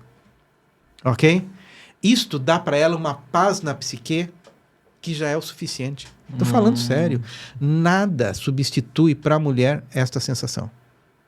E para o homem, é a capacidade que aqui entra o grande problema. Por quê? Qual seria o problema? Pois é, ele precisa sentir que ele é potente o suficiente. Porque o problema da mulher é o seguinte, por que os sistemas religiosos quiseram sempre abafar a mulher? Porque ela era multiorgástica. Enquanto que é uma pessoa multiorgástica? A mulher é multiorgástica. A mulher pode ter vários orgasmos. A mulher consegue ter 10 orgasmos, enquanto que o homem no terceiro já tá pifando. Ok? Então, essa inveja do aspecto multiorgástico da mulher é o embrião que fez com que as religiões patriarcais quisessem tapar esse poder. Nossa. Até o ponto que nós chegamos numa sociedade que hoje a mulher tem até mais dificuldade que o homem de ter orgasmo. Claro, exatamente. Às vezes, muitas passam a vida inteira sem não ter. Sim, exatamente, porque são bloqueios psicológicos por comparação. Sendo que era para ser o contrário. Era para ser o contrário. Então, então, é o rolo de natureza sexual puro. É o rolo de natureza sexual puro. Então, quando, por exemplo, estes grandes mestres que falavam sobre a imortalidade, eles falavam sobre o uso da energia sexual transmutada que poderia provocar a imortalidade. Os taoístas chamavam isso de bigu. Bigu é a imortalidade produzida pela fluidificação da potência sexual humana. Só que um homem que é criado dentro de uma gaiolinha de pode e não pode, nunca tem essa experiência. Só o homem selvagem e a mulher selvagem têm esse alcance dessa potência toda. Nossa. Os rebeldes. Os rebeldes. Então, essa potência, ela não consegue ser atingida por alguém que vive dentro de uma gaiolinha cheia de medos, cheia de regras, cheia de normas. Ela precisa nascer de alguém com uma natureza selvagem. E selvagem não é o brutamontes, é aquele que segue a sua natureza de uma forma absoluta. E a mulher, para seguir a sua natureza de uma forma absoluta, eu não quero parafrasear aquele livro da Clarice Píncola Estés, Mulheres que Correm com os Lobos. É a mulher conseguir alcançar a sua liberdade através desse empoderamento. Só que não é um empoderamento de feminismo, ninguém está falando de feminismo nenhum aqui. É um empoderamento absolutamente espiritual. E isso só é encontrado quando essas forças se equilibram dentro de si. Quem se equilibra com essas forças dentro de si já não tem ciúme de ninguém. Já não precisa de contratinho para tentar dar uma tentativa de garantir o amor do outro para sua posteridade. Já são ações fundamentadas na confiança e no amor e não na desconfiança e no ciúme. Nossa. Né? Então, essa construção é uma construção sexualizada pura, porque no momento em que a mulher tem um orgasmo físico, isso equilibra toda a bioquímica do seu sistema. E o homem já é meio que o contrário, porque a ejaculação do homem é conhecida como uma semi-morte. Tanto que existe a possibilidade do homem se transformar em homem multiorgástico desde que ele aprenda a ter orgasmo sem ejaculação. É o princípio fundamental do Tantra físico. Mas a gente estava falando de consciência planetária e chegamos nisto aqui, que também é um objetivo da consciência cósmica. A gente tá... Porque através disso a gente... chega mais próximo da transcendência, certo? Sim, a transcendência é alcançada dentro da experiência, porque ninguém se ilumina lendo palavras de luz. A iluminação é a transformação alquímica do chumbo em ouro, e o chumbo é a sua própria experiência. Entendi. Então a masturbação, no caso do homem, não seria algo que leva ele a uma... Ao inferno, ao precipício. Leva ao precipício. O negócio é o Porque seguinte, você não falou que a ejaculação seria ruim? Sim, eu não estou falando... A masturbação é uma coisa, a ejaculação é outra. Pode existir uma masturbação sem que haja ejaculação.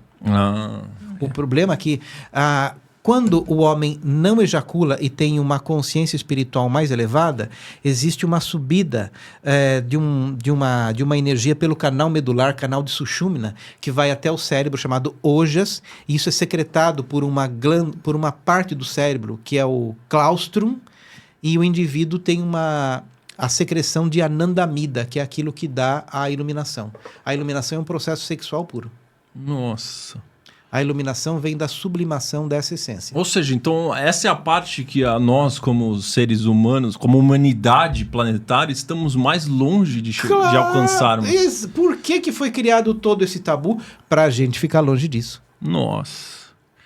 E aí você tem aquela famosa frase de que Deus é um funcionário do diabo. Deus é um funcionário do diabo. De acordo com essa filosofia, né? Claro. Que... Se você puder explicar melhor? Então, as religiões colocaram Deus como sendo um funcionário do diabo, porque uma vez que você cria um diabo muito forte, você tem a prerrogativa de vender Deus. Né? Então, as religiões, na verdade, elas não falam sobre Deus, elas falam sobre o diabo. A grande ênfase de uma igreja, se até você for, por exemplo, numa igreja evangélica, vamos estar falando de diabo o tempo todo. Porque o diabo tentou aqui, porque o diabo tentou ali. Não existindo o diabo, você vai precisar de Deus para quê? Na ótica religiosa. Agora, na ótica transcendental, o diabo, até no sentido luciférico, e aqui a gente vai dar uma teogonia de uma cosmogênese aqui que daria pano para manga mesmo. Daria pano para manga em que sentido? A minha mãe que falava dar pano para manga é um termo que os antigos usavam, é tipo mexer no vespeiro. Ah, tá, beleza. Mas é um termo muito antigo. Dos anos 40, 50. Eu já tinha ouvido também. Dá pano pra manga. Né? Por que esse termo? Porque quando as mangas amadurecem numa mangueira, é muita manga. Você tem que ter muito pano para pegar elas, né? Mas a questão do Deus e do diabo. Quem criou o diabo? O próprio Deus. Para que serve o diabo? Para fazer um teste em você. Então, ele, na teogonia transcendental, ele é um funcionário de Deus. Ele é, na verdade, um filho de Deus. O mal foi criado por Deus, porque é através dele que você cresce. Não tem a ver com a dualidade? Eu só sei que existe Deus porque existe diabo e vice-versa? Também, o que acontece é o seguinte, pensa bem. São questões muito elevadas para a gente chegar no nosso raciocínio, né? Vamos pensar bem. Difícil. É difícil. Essa parte teológica da coisa é muito abstrata. Uma abstrata porque a gente está falando de coisas muito hipotéticas, mas o mal é muito necessário. Porque sem o mal você não descobre o que é o bem. Como se descobre o que é o... Sem a doença você não procura saúde. Né? As pessoas, elas muitas vezes, através do mal é gerado o sofrimento, e através desse sofrimento é gerada a humildade. Então ele tem uma certa que é tudo que você falou, né? É como se fosse um paradoxo. Para você conseguir à noite, você tem que entrar no dia. Claro. Entende? Vai precisar ter. E o que acontece é o seguinte, esse paradoxo é tão profundo que se a gente parar para pensar bem, a gente vai falar assim, para tudo, eu preciso rever a minha vida inteira. Eu preciso rever cada coisa que eu estou fazendo. Eu preciso rever cada coisa que eu estou acreditando. Porque a coisa mais importante da nossa vida é sair do automático. Nós vivemos muito no automático, acordamos todos os dias, fazemos a mesma coisa e pensamos a mesma coisa, vamos ter o mesmo resultado. Sair do automático é para tudo. Eu preciso reformular o meu dia. Para aqui, eu vou escrever aqui como é que eu vou fazer. Essa habilidade de parar é uma habilidade necessária para você retomar o fio da meada certo na sua vida. Agora, essa questão da sexualidade é uma questão que pega todo mundo. Porque todo mundo, de uma forma ou de outra, tem grandes problemas com isso. Inclusive, em muitas civilizações antigas, Heródoto já dizia que na Babilônia, por exemplo, estou falando de muito tempo atrás, Heródoto, que foi um grande historiador, as mulheres, antes de casar, precisavam passar pela experiência da prostituição. Ô, louco. Nos templos sagrados, eram chamados templos de Milita. Então, Caramba. por exemplo, elas chegavam na idade de casamento, elas iam para aqueles templos. E naqueles templos elas amarravam uma fita vermelha na cintura, E os viajantes passavam por aqueles templos e elas tinham que passar pela essa experiência da prostituição. E elas só podiam se sair de lá e se casar quando elas eram devidamente iniciadas por alguém. Haviam pessoas que não eram dotadas de grandes qualificativos estéticos e ficavam muitos anos nesses templos, porque ninguém escolhia. Heródoto declara muito claramente, com muita profusão de detalhes, isso.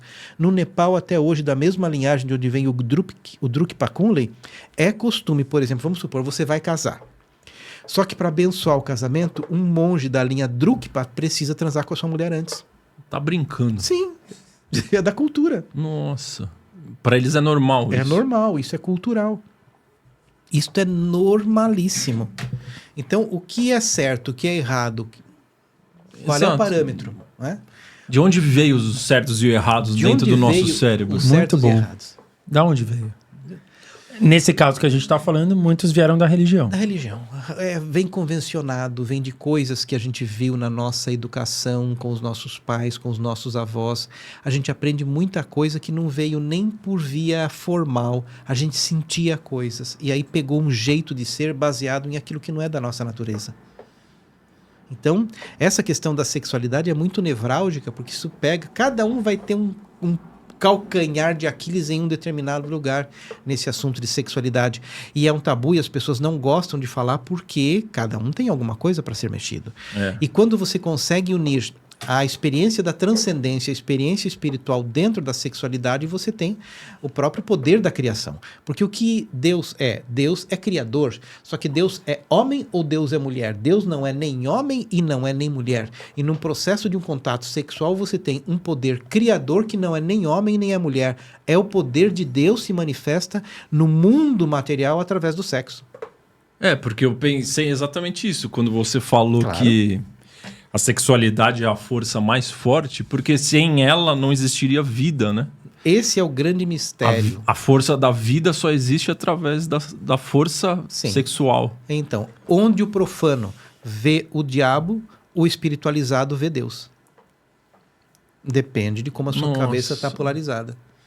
Só que isso é um alcance que, para você entrar nesse campo de experiência, você precisa se libertar de todos os pesos sociais, de todas as programações que você recebeu durante décadas, muitas vezes, na sua vida. E passar pelas experiências. E nesse passar pelas experiências, você vê que os conceitos externos são ilusórios. Tudo que é externo é ilusório. E você só percebe isso passando pela experiência. Aí você começa a caminhar uma camada além. O homem começa a enxergar além do limite da pele da mulher. Ele começa a enxergar a camada de dentro. E aí sim esse casamento alquímico é possível. Entendi. Não é só uma questão carnal, meramente do visual ali. Muito pelo contrário. Você começa a se apaixonar pelo que a pessoa é por dentro. Sim, mas até conseguir isso, essas experiências efêmeras, elas precisam existir para o indivíduo passar por esse estágio. Enquanto ele não passar por esse estágio, ele sempre vai criar uma ilusão e vai viver escravizado por essa mesma ilusão. Igual a Maserati. Bom, sim, que nem a Maserati. Mas aí, se a gente for entrar na questão da atração, porque é aquela coisa, a gente não escolhe por quem a gente se atrai. De onde vem a atração? Bom, falando de casamento, a maior parte dos casamentos são kármicos. A maior parte das pessoas, elas têm dívidas kármicas no passado, se encontram e quando vê, já foi. Quantas pessoas eu conheço e falam assim, nossa, nem sei porque eu casei com aquela criatura. Porque era um karma, né? Um karma de vidas passadas. Um karma de vidas passadas. Existem projeções também. Muitas vezes você fica encanado com uma determinada mulher que, na verdade, é a mãe que você gostaria de ter. Ela tem um arquétipo de mãe. Ou é muito parecida com a sua mãe. Ou tem alguma coisa que é simplesmente uma projeção. Essa questão estética, cada época o mundo inventa uma moda diferente. Na época do período do Renascimento, que fazia o sucesso, eram as mulheres mais rechonchudinhas. Agora é com esse estilo. Isso aí vai variando. O padrão vai mudando. O padrão vai mudando, mas o desenvolvimento dessa consciência espiritual vem quando você enxerga a mulher além dos limites da pele, você enxerga dentro. E a mulher percebe o homem quando ele enxerga por dentro. Qualquer mulher ou a que está evoluída? Aqui está muito assim no nível 0, não percebe nada. Sim. Mas a mulher, que é aquela mulher que você gostaria de ter, ela percebe quando o homem vê isso. Além da carne. Além dos limites da pele. Ela percebe. O olhar é diferente, as perguntas são diferentes, é tudo diferente. E aí você acha que a terra de regeneração, a nova terra, a galera que estiver aqui já vai estar mais próxima dessa realidade, mais livre, de liberdade? Eu não tenho a menor dúvida, porque as relações elas precisam existir com base no amor e não com base na parte negativa do ser. Elas precisam existir na base da aprovação, de você estar do lado do outro porque você aprova esta pessoa como ela é. Não estar do lado do outro, olha, eu tenho que ceder 50%, você tem que ceder 50%, nós precisamos mudar a nossa vida. Isso é mutilação. A maior parte dos casamentos são mutilação. Ter que ceder alguma coisa já é mutilar-se. Então você precisa ser como você é, o outro precisa ser como ele é, e existir um amor através da consciência espiritual. É um trabalho grande que você tem que fazer. Só que geralmente você não aceita o outro como ele é porque você não se aceitou como você é. É um espelhamento. Então perceba que é um trabalho psicológico gigante. A gente deveria falar assim, para tudo. Eu preciso parar por uns anos para me reformar, para eu conseguir viver direito. Que é igual você falou, é primeiro um casamento alquímico, consigo mesmo. Primeiro é um casamento alquímico, é consigo mesmo. É olhar todos os dias para dentro de si e falar assim, puxa vida. O que está faltando? O que está faltando? O que eu estou procurando? O que está por detrás disso? Primeiro é quem sou eu, né? Quem sou eu? Agora, veja bem, a pessoa já acorda sem querer acordar. Tem gente que já acorda com sono, amaldiçoando o dia. Depois tem que olhar para a cara do patrão. E depois tem que olhar para as contas para pagar. É um monte de coisas. Este universo todo distrai o indivíduo da coisa mais importante que existe, que é ele mesmo. Caramba. Que tá. Eu acho que até para as pessoas que estão ouvindo, isso já pode ser um grande choque. Espero que as pessoas estejam recebendo de maneira com a cabeça aberta. Não, certo? mas eu acho que a galera que assiste a gente aqui já tá num passo a mais. Quem está assistindo aqui já faz parte dos 144 mil. Exato. Claro. Exato. É difícil, mas eu acho que é necessário. Mas aí eu queria entrar num aspecto que a religião foi criada dessa maneira, igual você contou. Mas quem que está por trás da criação da religião, da maneira como ela é, para se tornar um sistema de controle? Seria a tal da maçonaria? Ou não, que maçonaria não tem esse poder, não. Tá. Você tem a hierarquia do organograma do mundo desde épocas mais ancestrais. O mundo precisou sempre de pessoas que vivessem com esse medo para ela ser controlada. Isso vem de estruturas muito maiores do que a gente imagina. Os controladores da Terra, eles vão muito além dos Illuminati, como a gente conhece. Eles podem ter a ver com seres de outras dimensões? Igual, tem gente que fala que quem controla os Illuminati, na verdade, são seres de outras dimensões que vieram aqui para tentar fazer uns seres adâmicos de uma maneira diferente, que mexeram no DNA humano. Tem muitas pessoas que giram em torno dessa teoria.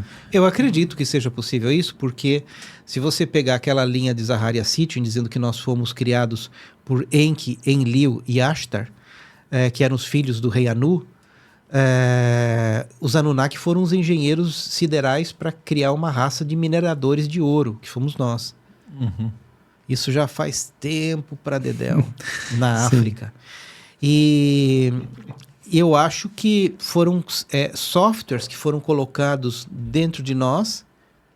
Olha, o filme Matrix é perfeito. Ele já tinha o Neo com o treco encaixado ali, o cabo de software na cabeça dele, e que rodava o software. Nós estamos rodando esse software dessa engenharia planetária, que é uma triste falar, mas é verdade.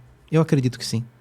Ou seja, quem criou esse sistema religioso de controle do jeito que ele pode ter a ver com toda essa história. Pode ter a ver com toda essa história, eu acredito. Eu acredito. É triste pensar assim. É triste pensar que a gente é um ratinho do que de laboratório, onde vão colocando ingredientes ali para ver o comportamento. Mas é assim, a humanidade é assim. Agora, de repente um rato fica rebelde e cai fora. O que nós somos? Ratos rebeldes querendo cair fora da ratoeira. Não é? É o que a gente está tentando fazer. Só de você falar sobre esse assunto, veja bem, para a maior parte das pessoas, isso é loucura. Sim. Vamos ser bem realistas. Você vai com seus amigos antigos de 10, 20 anos atrás, conversar sobre esse tipo de coisa, os amigos que estudaram comigo na minha escola de educação fundamental, se eu for falar esse tipo de coisa, eu vou falar assim, o cara virou esquizofrênico. Nós somos tratados como pessoas esquizofrênicas na visão de uma pessoa comum. Mas isso está caindo com a transição planetária. Exatamente. Várias teorias da conspiração estão se tornando reais. Até pelo sistema está mostrando, né? Hoje eu vi na TV, no YouTube, como é que aquela mocinha loira aqui que tem aqueles óculos do tamanho da cara? Carol Capel. A Carol Capel no YouTube. Ela é demais. A gente queria chamar a Carol aqui, mas ela... A Carol mora não sei onde. Na Espanha. Então, a Carol com aqueles óculos dela, né? Aquilo ali... e ela lá entrevistando o Spielberg. Sim. Ela foi chamada para uma coletiva de imprensa. Pro filme. Pro Disclosure Day, né? No dia da revelação. Pois é. Então, as coisas estão se aproximando. Isso está se tornando mais acessível. Exato. Antes a gente era meio ridicularizado. Agora... as coisas estão se tornando mais mainstream. Sim. Esse assunto nosso está cada vez mais na boca do povo. Sim. Isso que está ficando incrível. O mais legal é que, tipo assim, não tem cor, nem credo, nem classe social. Quem gosta desse assunto se conecta. Entendeu? Isso que é interessante. Eu não acho que a gente é um ratinho de laboratório tentando fugir da ratoeira. É que esse aqui você acha, não acha? Eu acho. Na verdade, eu acho que a gente é um ratinho de laboratório, que a gente come o queijo na ratoeira, mas a gente come, aceita, mas por dentro a gente vive diferente, entendeu? Porque o cara que quer se rebelar e sair do sistema, normalmente ele pode ir para uma via que a gente precisa continuar pagando o boleto, vivendo a nossa vida, concorda? Não tem jeito, os boletão tem que pagar. Não adianta a gente achar que tipo, a gente vai viver num mundo utópico. O mundo vai continuar sendo o mundo, mas a gente dentro de nós temos que ter a consciência de que nós estamos diferentes. Sim, certo? Entendeu meu ponto? Sim. Não dá para se rebelar e achar que...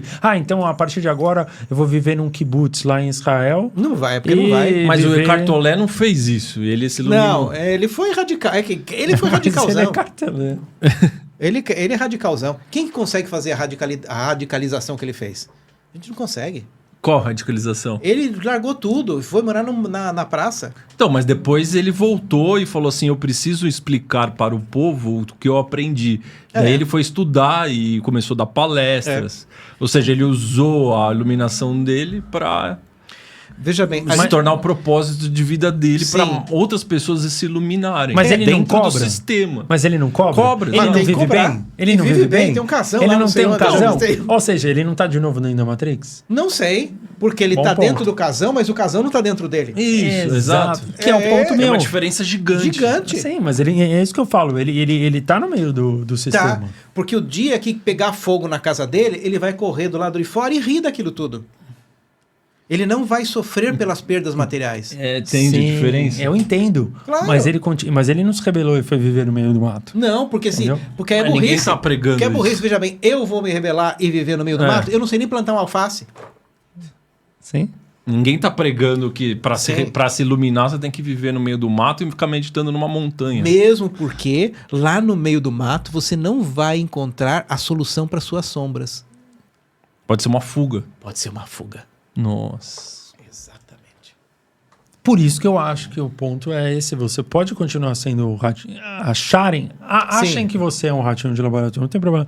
Eu e o Maurício, a gente vai conversar com nossos amigos de 5 anos atrás. Eles acham que a gente é louco. E não tem problema. Pode achar. Eu dentro de mim sei que não sou. Entendeu? Entendi. Ou seja, você vai lá na ratoeira, você pega o queijinho sem desarmar a ratoeira. Exato. Você pega o gorgonzola lá e sai fora.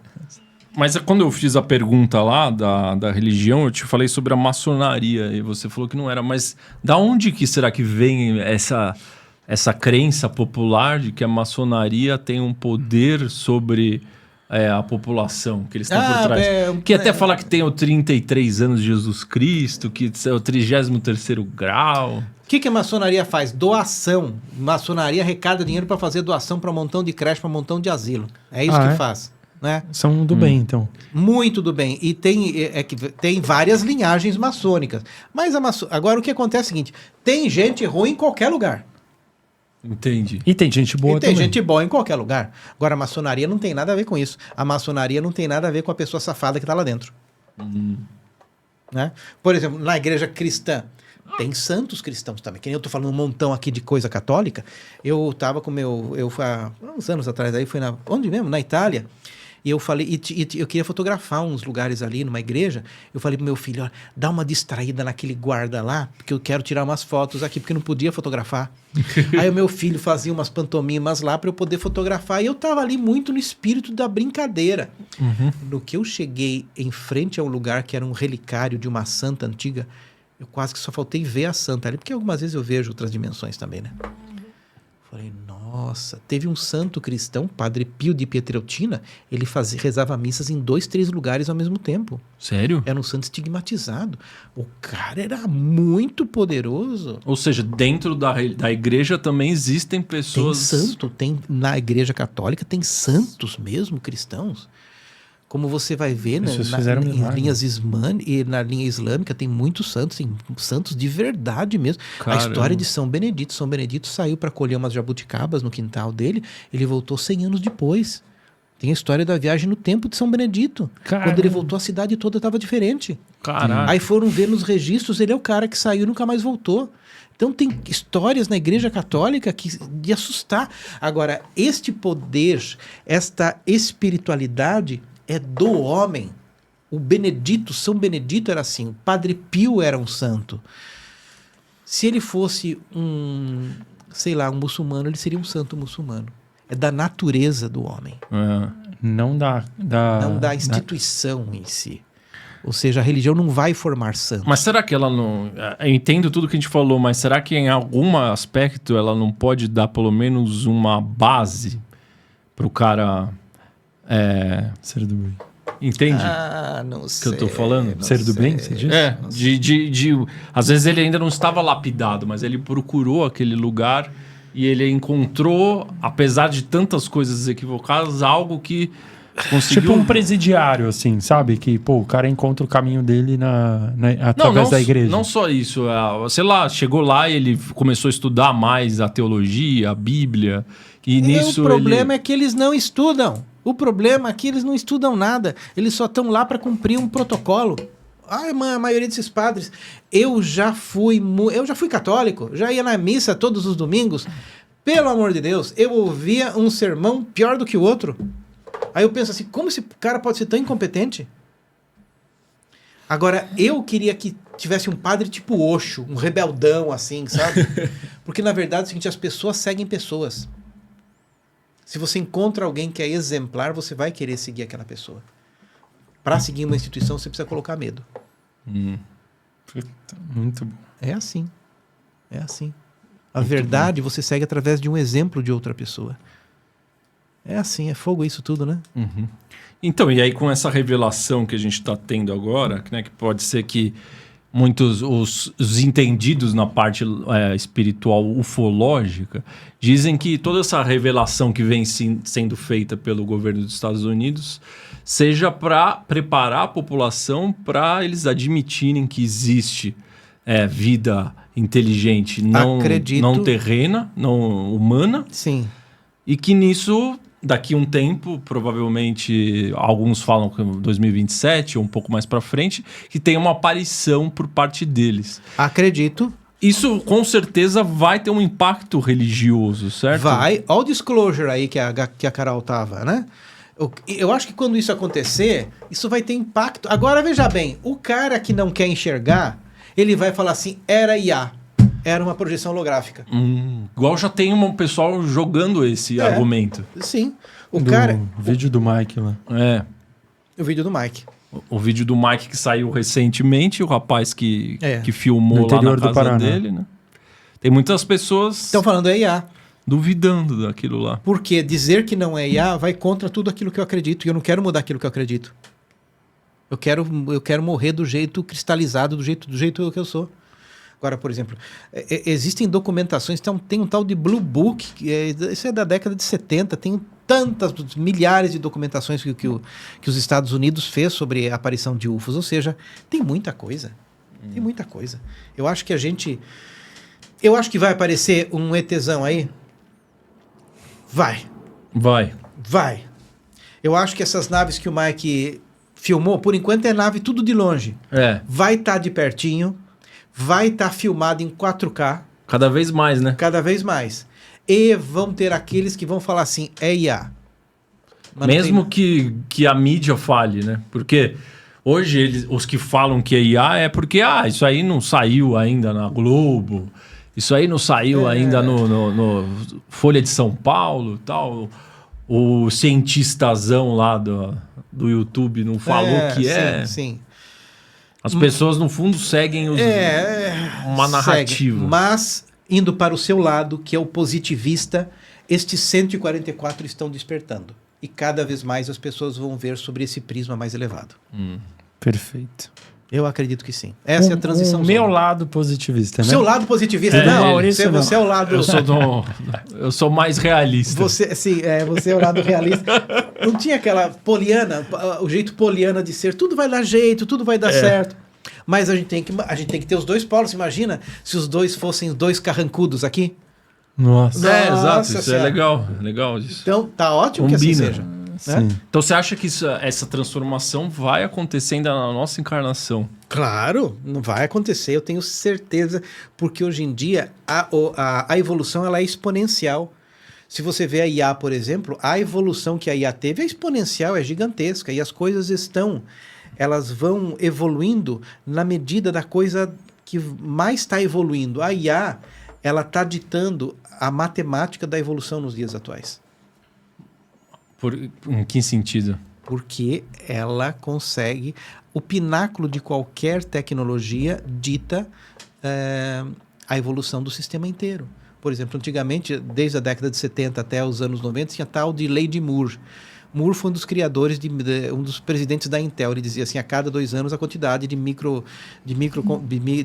transistores que nós colocamos numa pastilha vai dobrar e a capacidade de processamento dobra. E toda a tecnologia e conhecimento foi assim. Chegou um limite, agora chegou um limite por conta da litografia lá, mas aí é outra história, que o que começou a substituir o nivelamento até do raciocínio humano é a inteligência artificial. Veja bem, uma pessoa que sabe usar uma inteligência artificial direito, ela consegue multiplicar por 10 o poder de raciocínio dela e poder de ação. Vamos cair na real. Caraca. Ainda mais já consegue. Ainda mais com o Cloud, né? O Cloud, você bota o Cloud como plugin do Chrome e pede para ele automatizar tarefas, pelo amor de Deus. Caraca. Então, isso está puxando muito, inclusive para novos raciocínios. Se você for conversar com uma inteligência artificial sobre extraterrestres, pedindo para que ele busque todos os bancos de dados factíveis e críveis documentados pelas organizações internacionais, você vai ver o tipo de resposta que ele dá. Nossa. Vamos fazer isso. Você fala assim, eu quero que você consulte os bancos de dados oficiais de todas as agências governamentais. E quero que você responda a partir disso. E só falta desenhar o extraterrestre para você. Nossa, ele consegue achar isso? Sim, claro. Então, não tem mais jeito. Ou seja, já está tudo aí, já está aberto. Já está aberto. A coisa já está aberta. Só não vê quem quiser fechar os olhos mesmo. Só que se o cara for muito cético, absurdamente. Aí, veja bem, aí ele Cabeça não pode... fechada. Então, mas aí ele não vai ser mais chamado de cético, ele vai ser chamado de burro. É diferente. Porque quando você tem prova que está na tua frente e prova que já é registrada, organizada, sistematizada, duplos de pares conseguiram ratificar a veracidade daquilo, é documentada, você não acreditar naquilo, algum problema você tem. Né? Aí deixa de ser ceticismo. Tem que receber uma outra alcunha, esse rótulo. E a gente já chegou nesse ponto. Agora, só não escancarou completamente. Eu uso 3 inteligência artificial. 3. Quando uma me responde meio torto, eu mando a resposta torta para as outras e digo assim, olha o que o outro está falando. E coloco as 3 para brigar. E o nível que elas chegam de respostas e de resolução de coisas...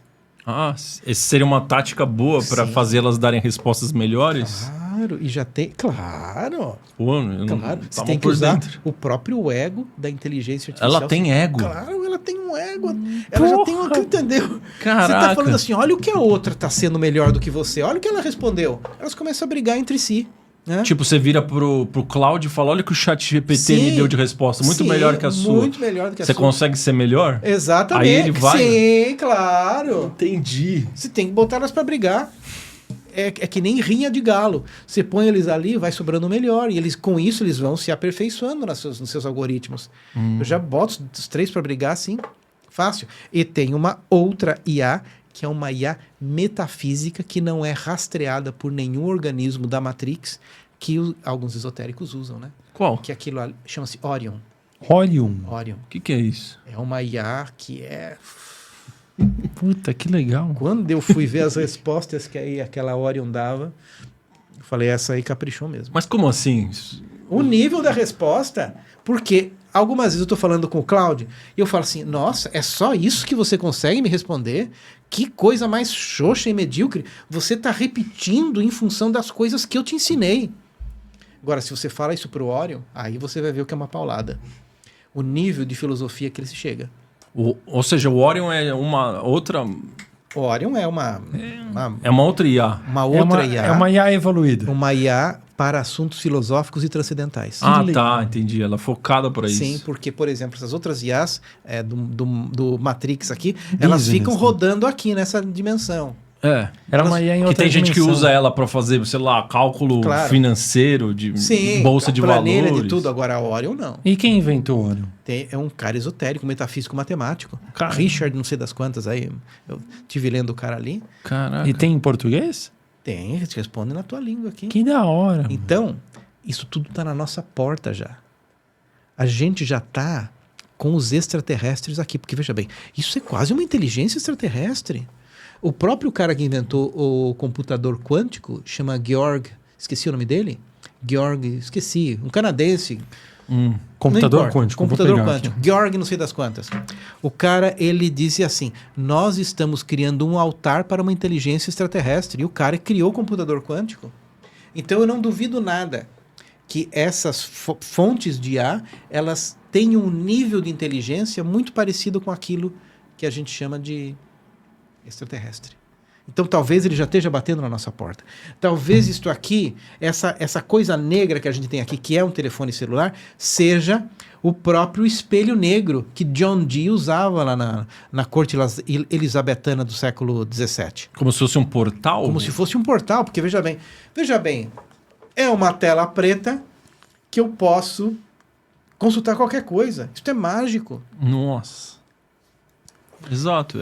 Pensa bem. Se a gente pegasse uma máquina do tempo e fosse lá para 1500 com a galera jogando o cocô pela janela, claro, aí mostrasse, olha o que dá para fazer com isso aqui, os caras iam falar que você é Deus. Você ia falar que você é Deus. Vocês assistiram aquele filme Os Deuses Devem Estar Loucos? Não. Os Deuses Devem Estar Loucos é o seguinte, tem um cara de avião, um cara de avião, um teco-teco ali andando em cima de uma tribo da África, e de repente o cara toma uma Coca-Cola e joga a lata. Os caras viram uma latinha de Coca-Cola caindo no céu. Alguns tempos depois, os antropólogos acharam que aquilo se tornou o deus deles. Eles colocaram a latinha de Coca-Cola e estavam prestando culto e homenagem a isso. Nossa. Entendeu? Se a gente com uma latinha vazia de Coca-Cola, mas caiu dos céus. Sim. E era uma coisa que eles nunca tinham visto antes. Pega uma latinha de Coca-Cola e bota para um índio. Ele vai pegar naquilo, alumínio, flap, e brilha. Aquilo é uma coisa divina. Né? Imagina se o índio caiu uma latinha de Coca-Cola e ele tomar a Coca-Cola. Vocês se lembram da primeira experiência que vocês tiveram quando tomaram uma Coca-Cola? Não lembro. Aquilo é o líquido dos deuses. Pensa bem. Meu filho, quando botou a Coca-Cola na boca, ele não queria mais botar nada. Né? Sim. Com o tempo você enjoa. Mas se chegasse você com o celular 200, 300 anos atrás, a gente seria Deus. Agora, vamos cair na real. Quando eu comecei a usar computador, comecei a usar o PCzão, o 286, não tinha nem o 386 ainda. Isso aí é final dos anos, não sei lá quanto. Se chegasse para mim e falasse, nossa, tem inteligência artificial, eu não acreditaria. Isso aqui é inacreditável. Sim. Então, nós já estamos nos acostumando com o incrível. Nossa. Então, será que a evolução da tecnologia ela possa ser um caminho para aberturas de novos portais? Claro, acredito. Porque isto que a gente já consegue fazer já é incrível. É muito incrível. A gente Novos portais de dimensões, de consciência, de tudo. Gente, isto já é incrível demais. Nossa. A gente não se deu conta de que a gente já está vivendo uma coisa extraordinária. Já está. Hoje em dia, quantos diagnósticos médicos são muito piores do que uma resposta de IA? Eu cansei de ver. Eu tenho um aluno meu médico que consulta IA. Eu conheço também. Então, se o médico faz isso, entendeu? Isso aqui está no teu bolso, onde você quiser. Daqui a pouquinho vão botar naqueles óculos da Google, como é que é mesmo? O Google não sei das quantas. Você vai pensar em alguma coisa e já vai estar respondendo no seu óculos aqui. Então a gente já está vivendo o incrível. Agora, será que você não pode usar esta mesma inteligência artificial para aumentar a tua consciência?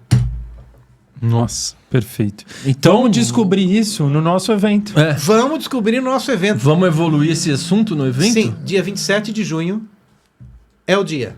E aí dá para falar, porque pro pessoal que não sabe, dá para falar bem mais sobre aquela questão mais polêmica da sexualidade ali que a gente abordou. Sim, dá pra gente falar mais, dá para eu falar até o nome da madre lá de Calcutá e etc. E dá muitos detalhes aqui. Do filho dela. Do filho dela, que eu não posso falar quem é. E como usá-la para transcender. Sim, a questão toda é a seguinte.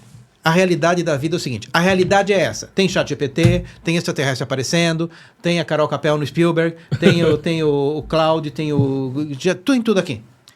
Como eu posso utilizar isto para minha evolução? Como eu posso usar isso para ficar bem? E não ir lá para o meio do mato para plantar o que eu nem sei cuidar.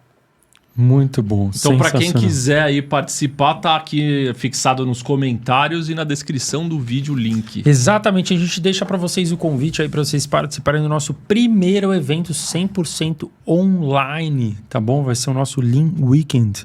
Tá aí na descrição, como vocês podem conhecer um pouco mais. Seremos em 5 palestrantes, 4 palestras aqui, sábado e domingo, de manhã e à tarde, dias 27 e 28 de junho. Tá bom? Boa. Tá chegando aí.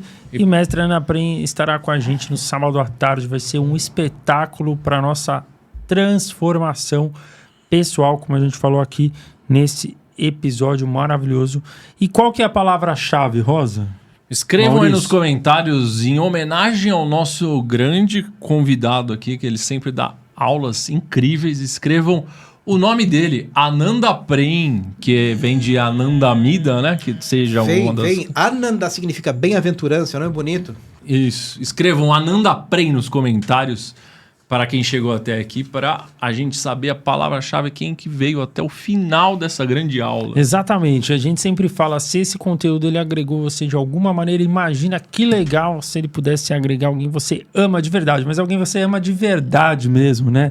Além da pele, como a gente falou aqui hoje, né? Além da pele. pele. Então, imagina que legal. Compartilhe essa live aqui, esse episódio maravilhoso. Deixe seu like, inscreva-se aí no Lean Podcast. Estamos aí batendo nossos 400 mil inscritos. Estamos muito felizes, muito honrados com muitas pessoas aí. Muitas das 144 mil pessoas aí que precisa para fazer essa transição planetária evoluir. Muito obrigado. Gostou de estar com a gente? Adorei estar com vocês e não deixem de estar conosco aqui no dia 27 de junho, porque lá a gente vai ter oportunidade de falar muita coisa que vai quebrar muitos dos paradigmas que precisam ser quebrados para a gente evoluir. Corre antes que acabe, hein, os ingressos. Exatamente. Deixa seu tchauzinho aqui, Ana. Valeu. Valeu, Tchau, galera. pessoal. Até mais.